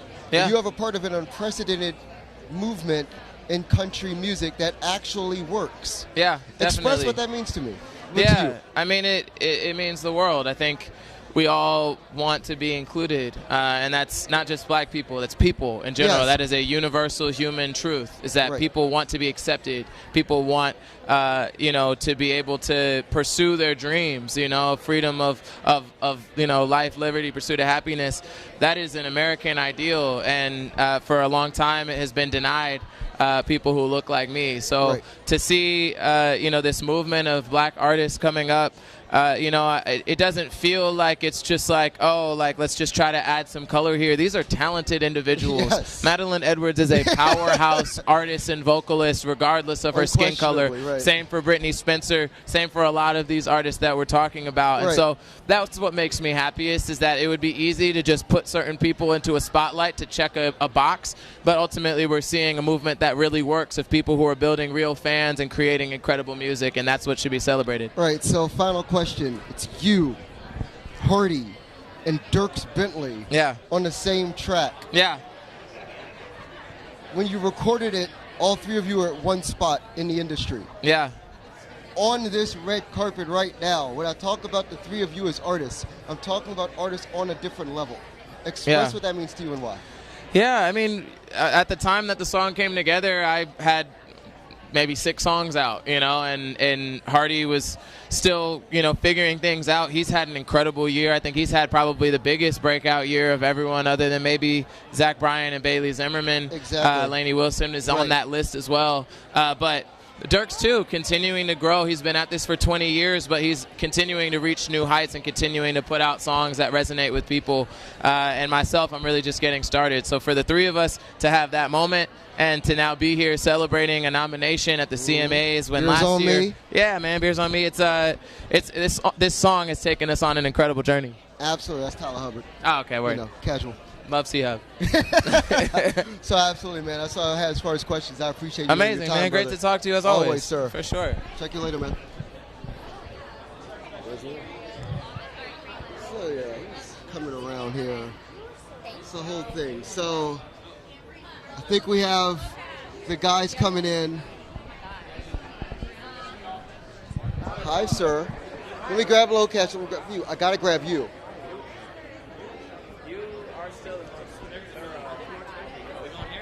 Yeah. I want you next, y'all, and then you. Stay right there. Thank you. It's Bobby Bones. This is Low Cash, my guys. And you look great from another mother. Oh, yeah, man. I mean, dude, that's dapper. It's fly. It's smooth. It's silk sonic. This is ridiculous. Let's go. So, all right. So, I feel like your tie matches. Oh, we this, do. man. We do. This does. Of course. We can fit in this man band. I mean, I love this. This works in this man band. Wild Horse Saloon. Uh-oh. Where are we going, Marcus? Where are we going? That was an era in Nashville. Somehow Nashville's in a bigger place right now. Yes. And y'all were there, and now you're here. Yes. Talk to me about what that means and why. Man, I tell you what, we're on this red carpet right now. I think it's our second nomination for CMA. And, I mean, you get choked up when you think about it. Wild Horse is great times. We learned a lot there. We really did. We were cutting our teeth there and watching other artists take the stage and learning from them a lot of what not to do's, a lot of what to do's, And we took our, what we had in common and put together the best from that. And here we are right now. Maybe we'll win tonight. Maybe we won't. If we do, we're going to the Bahamas tonight. Okay. Just to let you know. Pack a bag. You never know. Just to let you know. So don't even go good, home. Good to know. Good to know. But good to know. no, I mean we're excited about it. We're humbled. You know how long it took us. Yeah. Nashville knows how long. There's a lot of people that cheer for us, and there's a lot of people that maybe don't cheer for us. But we got each other. We've always had it, and here we are. Right. The last time I saw you guys was at the video shoot for Let It Slide with Leslie Jordan and Blanco Brown. Leslie's no longer with us, but speak to the energy that he brought to the genre that I feel like is in both you and with Blanco as well, which made the collaboration to me work. I tell you what, when Leslie walks onto the set, into the scene, into the room, wherever it is, it just brightens. And your heart starts smiling a little bit more. Not just your face, but your heart. And your energy turns up a little bit. And everyone starts laughing a little bit more and loving each other a little bit more. And I think that's the lesson and the light that he brought into our life. It was just a short period of time that we knew each other. But, man, it's a time that we will cherish for the rest of our lives. Not just our career, but all the way to the day that we pass on. And we're going to try to live a little bit more like Leslie. Beautiful. Yeah, I mean, you saw it, man. You saw it. It's a light that it's a one-of-a-kind light, and he will be missed, even though we were with him a couple months, and honored to be a part of what he told us to be a part of. And now the videos, if you've seen the video's hilarious. So good. It's so funny, man. And the picture of the four of us in the booth, just talking, that's one of my favorite pictures of our entire career. And there's just a mystique about it. There's a mysteriousness about it that none of us knew that was going to be the final interview. No. None of us knew that. But there were some special things being said at that table, and that was because of you. And I got that picture. I tell you what, that's going in my studio. Thank you. I appreciate that. Gentlemen, I'm going to let you run. I love you. Appreciate you as always. Sincerely. Sir, You already know. if y'all don't know, y'all know you got an all-star right here. Number one draft pick. Number one draft pick. Oh, man. Represent, baby. Bobby. Come on in here. Bobby. Bobby. Bobby. Bobby. Bobby. Bobby. Caleb. Bobby.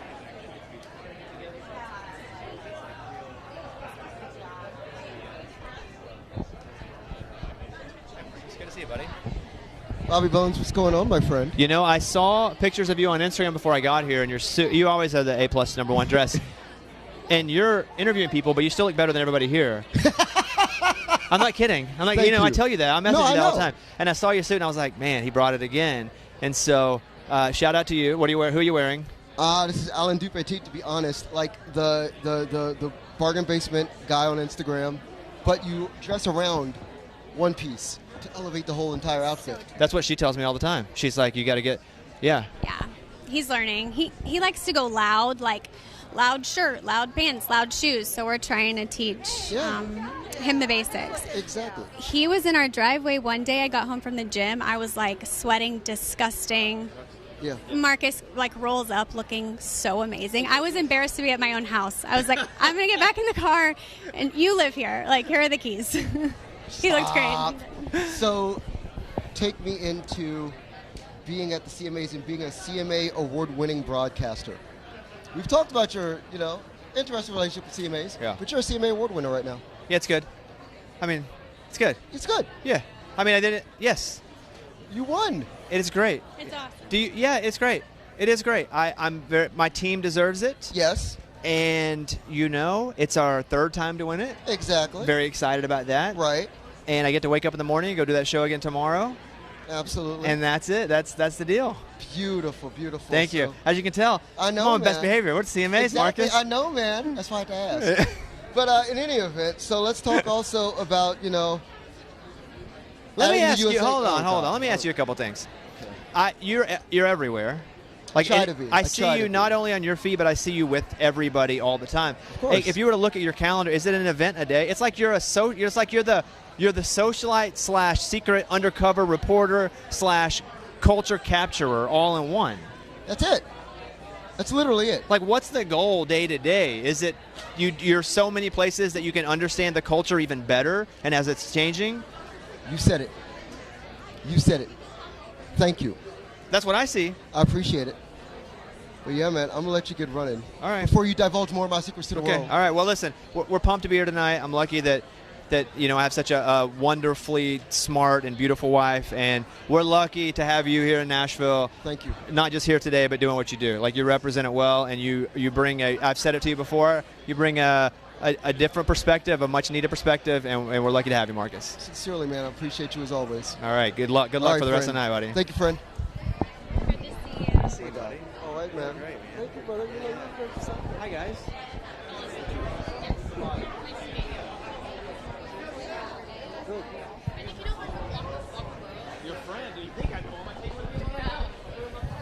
Getting a little crazy again, bud. Yeah. A little bit. Of course. Of course. Of course. Of It's all good. course. Bobby's meeting everybody. I Think I'm know. going to get to meet my Bobby? Let's see. Let's see if it Yeah, happens. yeah, you should. Might happen. We'll see. It's good times. But yeah, hopefully we're going to get Lainey Wilson in just a Yeah, second. of course. I'm just filling time. So whenever she's ready, she can hop over here. No, Just making sure she absolutely. knows that. Yeah, thank you. No doubt. So Yeah, Bobby likes to tell secrets about me in public. Really? That's his favorite did thing he, to do. Did he just do that? I couldn't hear from over there. Yeah, he definitely explained to people exactly how I do my job.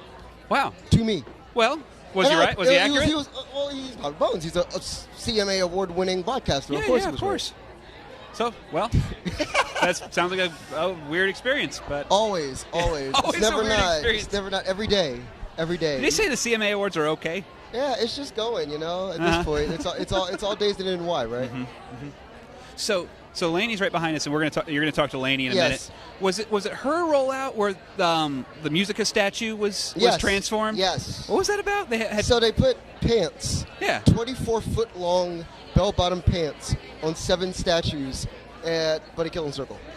Unbelievable. It's crazy. I guess they just went down to It's Old all Navy fake. and said, "Hey, just I don't know. They don't have bell bottoms there. Yeah. I wish. Yeah, I don't know who you get to make that. Okay, Lainey's ready for you, so we're Okay. going to bring her in if she's ready. Hi. I do. So, real fast. 6 awards. Your father's around.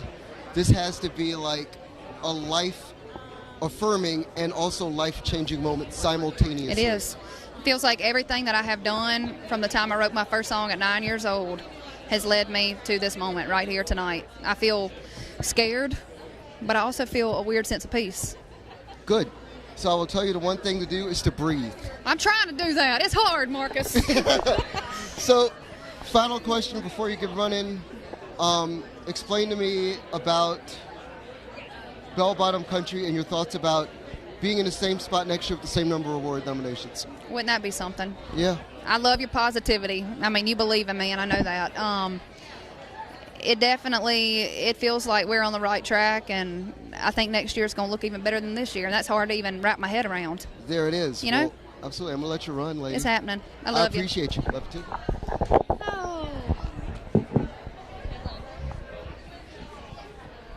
I'm hearing Midland's on the way. Yeah. They Yeah, always show Midland up coming. towards the end of the carpet, I've I noticed. mean, you know. Maybe scheduled that way, maybe not. Never that. I didn't think so, right? Right? Never that. I saw them last night at the BMI Awards. Yeah. It was a good time. So maybe. And I interviewed them at HBARC. Uh-huh. And it was the same kind of thing after the CMT Awards. Ah. Scheduled for one time, they showed up another time. Okay.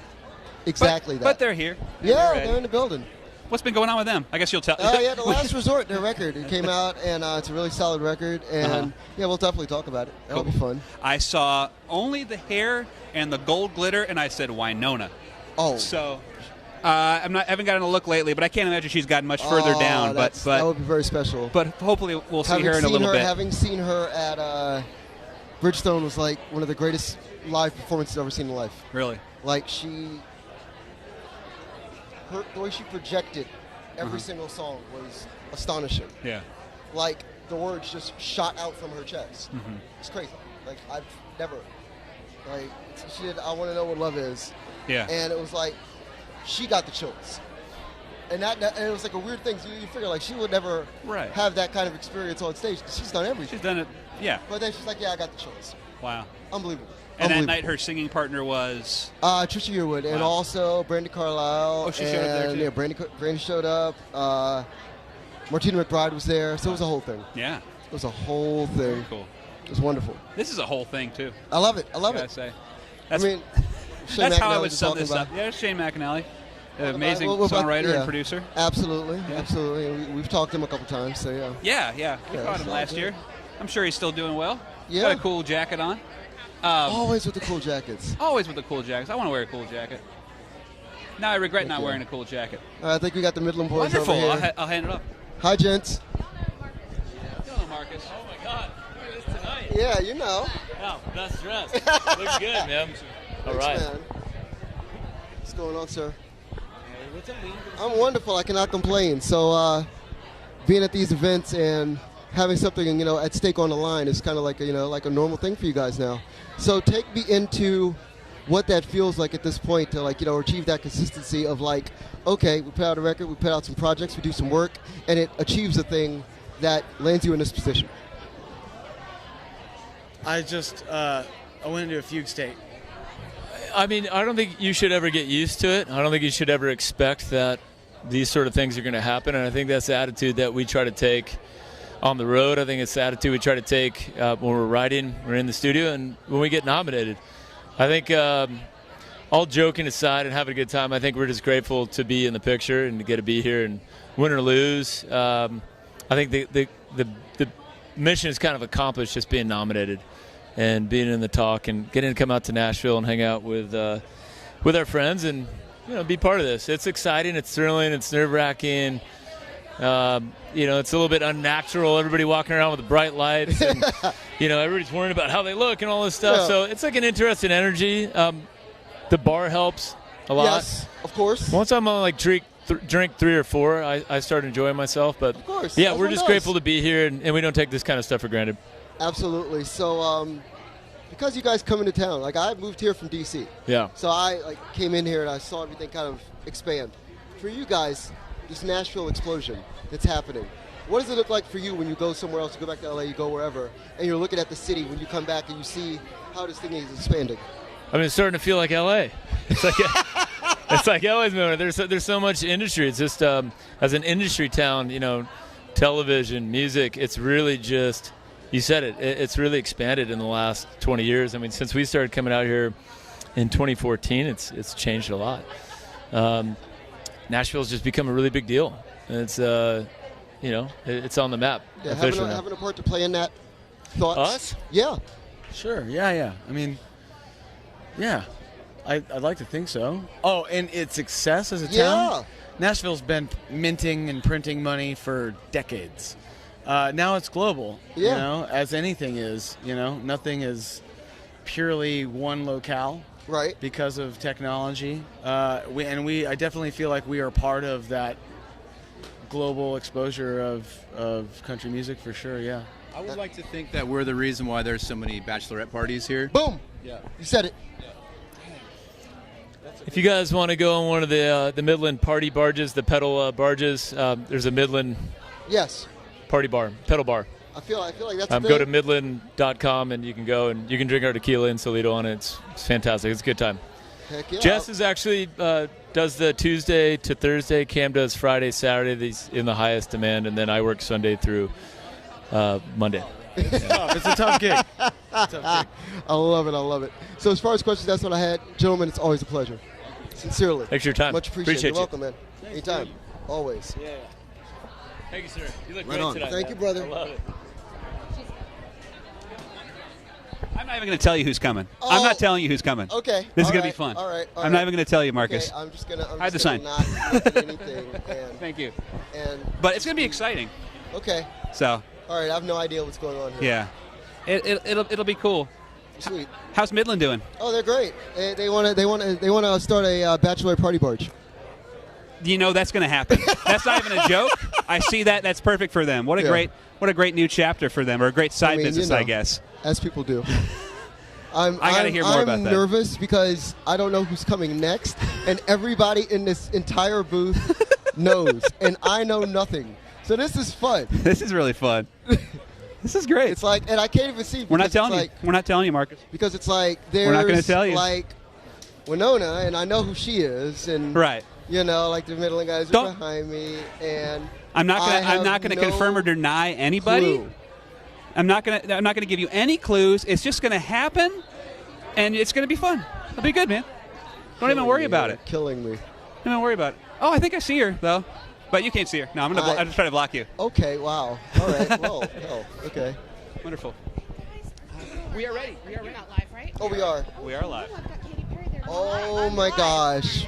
It's a hot mic. Yes, it is. Hot mic. How are you, sir? Marcus K. Dowling, the Nashville country Marcus? music reporter at the Tennessean. Nice to meet you. You're Absolutely. looking fly. Thank you. You look great yourself. He's the fly guy. I try to do stuff. What's up, Tennessee? I can't complain. I'm good. So as far as working with Thomas Rhett, I talked to Thomas about this collaboration when I interviewed him earlier in the year, and he said it was a pie in the sky wish. It actually came true. Yeah, I mean, he says that. He's like, there's no way that Katy Perry's going to do a duet with me on my song, blah, blah, blah. And they sent it, and I was like, this is a great song. So I replied back to the email. Yeah. I was like, yeah, sure, I'll be in the studio next week. So don't put limits on your dreams. Exactly. So you have history in Nashville area. A little bit, From yeah. the gospel days. Yes, I do. When I was 16. Right. I'm 38. That was like two marriages ago, honey. A lifetime ago. Exactly. So take me into the space that Nashville holds in your heart, and also just as a career space for you. Oh, it's so nostalgic. I basically lived out of the AmeriSuites in Franklin, Tennessee. That's where I tasted my first Chick-fil-A in the mall right next to it. Okay. I used to go to the Christian bookstore right there. Yeah. And I just learned how to play guitar, how to write a song here. And before Nashville's popping now. Nashville is the spot. But I feel like I was here kind of before that, I mean, I was 16, so it was a long time ago. And it was just like cozy and family vibes and values. And I love that. Every time I go back, I bring my daughter with me because there's so many things to do for kids. Yeah. And I feel like last night I was just like walking the streets, you know, going to Starbucks at like 7 o'clock. And I was so happy. And like, everybody's just cool, you know? They don't freak out. So Katy Perry, I'm gonna tell you something. Yes, sir. You need to go down to Broadway. You walk in to a bar. Yes. Because 97% sure they will play I Kissed a Girl. No way, really? Yes I was way. there this morning. I went and had I tried to have Sun Records. I went to the Sun Records Diner on 3rd. Yeah. I tried, but it was too long of a line. I waited for like 10 minutes, and I was like, my daughter, who's 2, there's all bar stools. I don't know if they have a high chair. I'll come back. But it was so cool. Cool. So as far as questions, that's what I had. I sincerely appreciate your Nice time. to meet you, Marcus. Absolutely. Thanks, a pleasure. guys. Thank you. I wanted you to take You Was just- that fun? You know. I told you. What did I say? Sure. Amerisuites in Franklin. I never Yeah, forgot I that she know. said that It was amazing. in It was concert. amazing. Like, you really did that. Like, that was wild. Yeah. Okay. Anyway. I'm just going to be blushing now. That's fun. Yeah. The bad news is Winona. I mean, I wish. They're meeting. They're meeting right now. Katy Perry and Winona. Can we pan? Check this out. They're hanging out. And the billboard. Oh man. Anyway. I love it. I love it. So anyway, sorry, we should be telling you guys what else is going on. But the answer is not. Well, we got Keith Urban here, so I should never be saying not much. It's looking pretty quiet. Even if there's no one else here, if this was just empty and there's Keith Urban here, it's a big So yeah, there you go. Big times. I saw him in Vegas in April, and that was amazing. I was going to say you did, right? Yeah. It was. I'd never seen like a Vegas residency show. Sorry. Yes. And the idea that like you can like be in one venue like that, and it's built for your concert, and the show is built for that room, and they fine tune it over weeks and weeks, and it just sounded incredible. No, it was astonishing. I saw Gwen Stefani Yeah. at Zappos in November, last November. It was incredible. Like, Same I was thing. just like, yeah. And I believe that The is second actually half of the show is all country. Really. First half is all pop.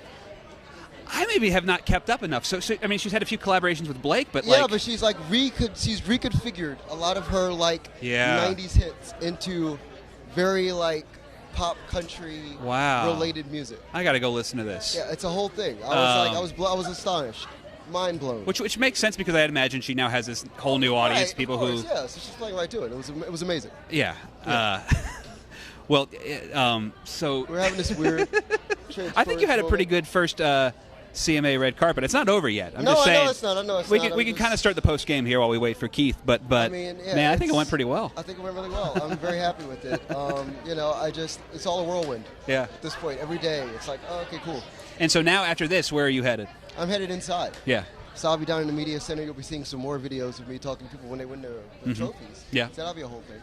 I'm excited for that. Yeah, we should mention that. Y'all, if you don't follow us on social media, please do. Follow us on Twitter and Instagram, and check out Tennessean.com because we will be posting live updates on the show all night long. Throughout the night, after the show, the next morning, the post, there'll be tons of stuff going up, so please check that out. Exactly. If you see me here right now, in 5 hours, I'll be writing just a piece, and that's a whole thing. So, Mhm. yeah. We'll have the top moments. Yes. We'll have anything else that we didn't expect happening. We'll put that out there. There's some surprises that we know about that you guys don't know about that you'll get to read about as well. Mhm. It's a whole thing. That's I love good. it. That's very cool. It's a big time. It's a big time. You know, I saw Luke Bryan in here for a second. Didn't see Peyton Manning at all. I think he's resting his arm. Yeah, think so? You know. Is he I feel like he's gonna throw one. That'd be really cool. I feel like there's gonna be a soft toss somewhere in the show. That's a great idea. That makes sense. Absolutely. Okay, so Winona's headed on her merry way. Yeah. And that was the thing. Like, it's one of the funny things. So, like, when I talked to Elle King last week, she had mentioned the idea that these award shows are funny for her because it's like that's the one time in like where you get to see everybody. Mhm. You actually get to have conversations. Right. And it's like on a carpet, so it's like this lovely canned little conversation thing, and it's not like the bigger thing, you know. But it's like that's just the way this town runs. Yeah, absolutely. And you see it. There are a few occasions where you see it more, Wait, like just that's plainly. Lionel Richie. That's Lionel Richie. I've That's Lionel Richie. It's a good point. I've met Lionel once, which was on this Fabulous. carpet. I love it. I love it. Five-ish, six-ish years ago. Anyway, but he Having a also moment just here. came through at the end just like a whirlwind. Yeah, I love and it. said hello to everybody. So hopefully Fabulous. we'll get some time with him. Fabulous. I would Did love that. Keith vanish? Looks like Keith may have Keith, vanished. In and out. Dude's busy. He's got stuff to do. When's I the mean- show starting, basically? I In mean, 8 minutes? Yes. Good Lord. Yeah, you know how that goes. So, Yeah. okay. I mean, Well, then you kind of have to make a game time decision. Do we meet Lionel Richie? Do you see the start of the CMA Awards? Do you try to do both? What do we do? okay, I'm a respected, wanted journalist. Yeah. And I do my job very well. Mm-hmm.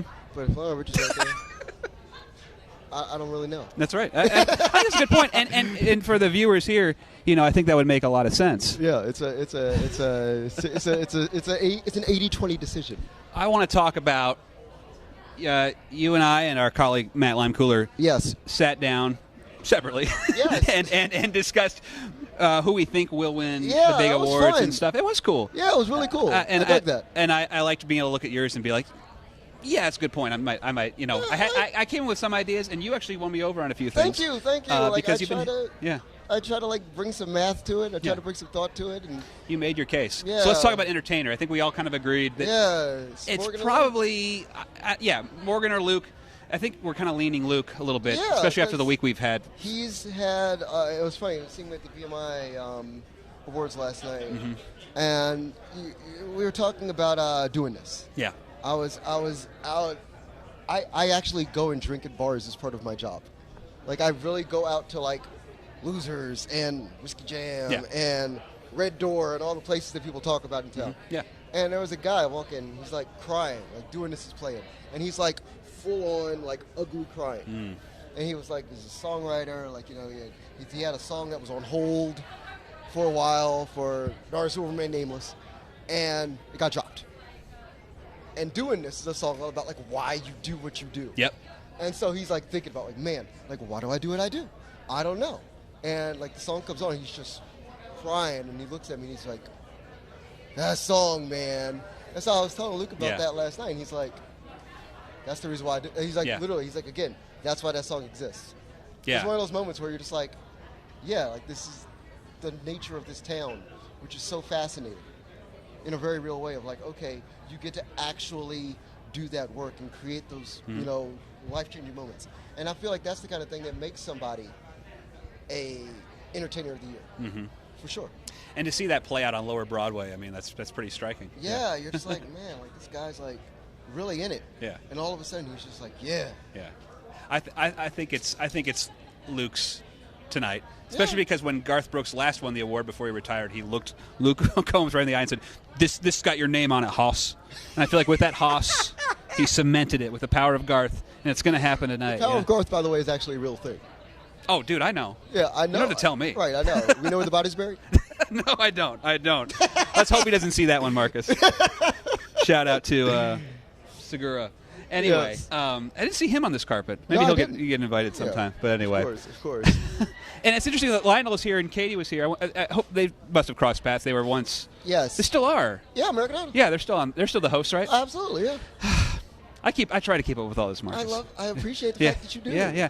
And also Keith Urban. At one point, we had 3 American Idol judges on this carpet at the same time. We felt it. Country has historically been so well represented by American Idol.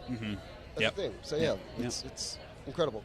Gabby Barrett and Carrie Underwood, so on and so forth. It's a whole thing. Absolutely. Yeah. New artist seemed like it was also. I'm having trouble recalling all 5 nominees right now, but it seemed like there were a couple that were 60 years of experience in that category. Right. Which speaks to the idea that there's a churn and burn usually with new artists, where it's like, okay, like every 5 years you get a bunch of new artists. Yeah. But because if you look historically at country music, I wrote about it in my piece. You have Luke Bryan and Jason Aldean and Florida Georgia Line having this 15-year run. You create a backlog of new artists who are not able to break through their genre-changing success. That's a good point. Multi-million songs that they've sold. So you get somebody like Lainey Wilson who has 11 years in town. You get somebody like Cody Johnson who's been doing this for 15 years. And they're new artists. Right.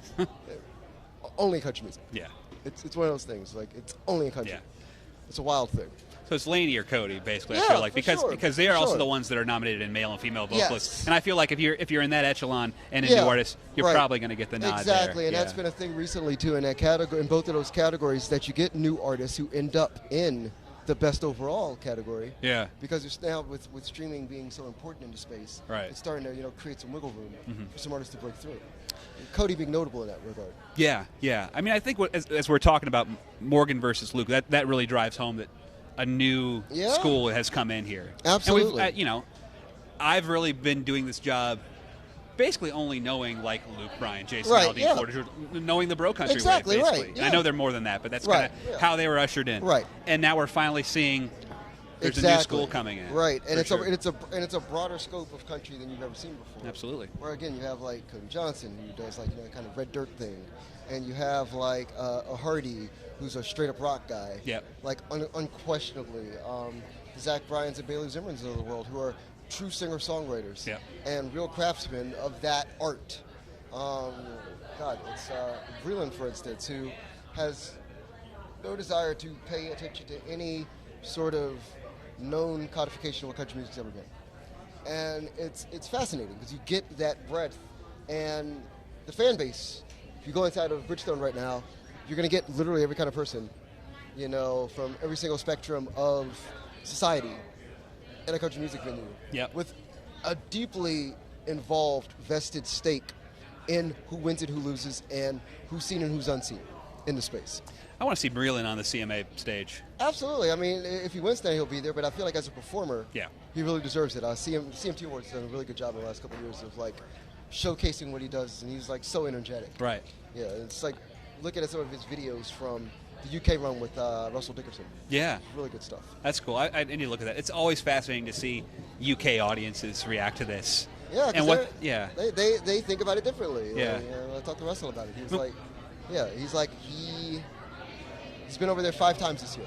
Mm-hmm. Like wow, he spent, 5 times yeah, this year? 5 times. Wow. Yeah, because it's like it's a something must be vibrant working over there. marketplace. Yeah. Yeah, it's a vibrant marketplace. You sell out shows, and Absolutely. you're doing like 5,000 seat venues. Uh-huh. 1,500 to 5,000 seat venues. Yeah. Routinely, and that's the thing. It's a beautiful thing. That is cool. Yeah, man. I have to make a game time decision here. Let's see.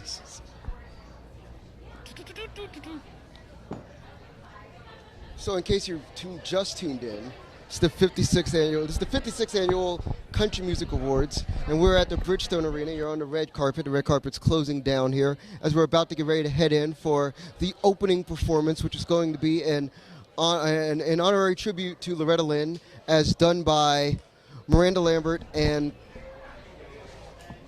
Carrie Underwood and Rupert McIntyre, and that's going to be a huge moment, along with a number of huge moments. So I think we're going to be getting out of here. Okay, no Lionel, so I think we're going to be heading out. And Wait, you can see him. Look. Yeah, no problem. There he goes. Absolutely. See, Yeah. we promised him, and there he was. Yes. We so, delivered. Again, thank you so much for tuning in to the red carpet with Dave Paulson Yeah. and I. I'm Marcus K. Dowling with Nashville Country Music Report, Tennessean. I'm Dave Paulson. Thanks for tuning in. We'll see you after the CMAs. Absolutely. See you soon.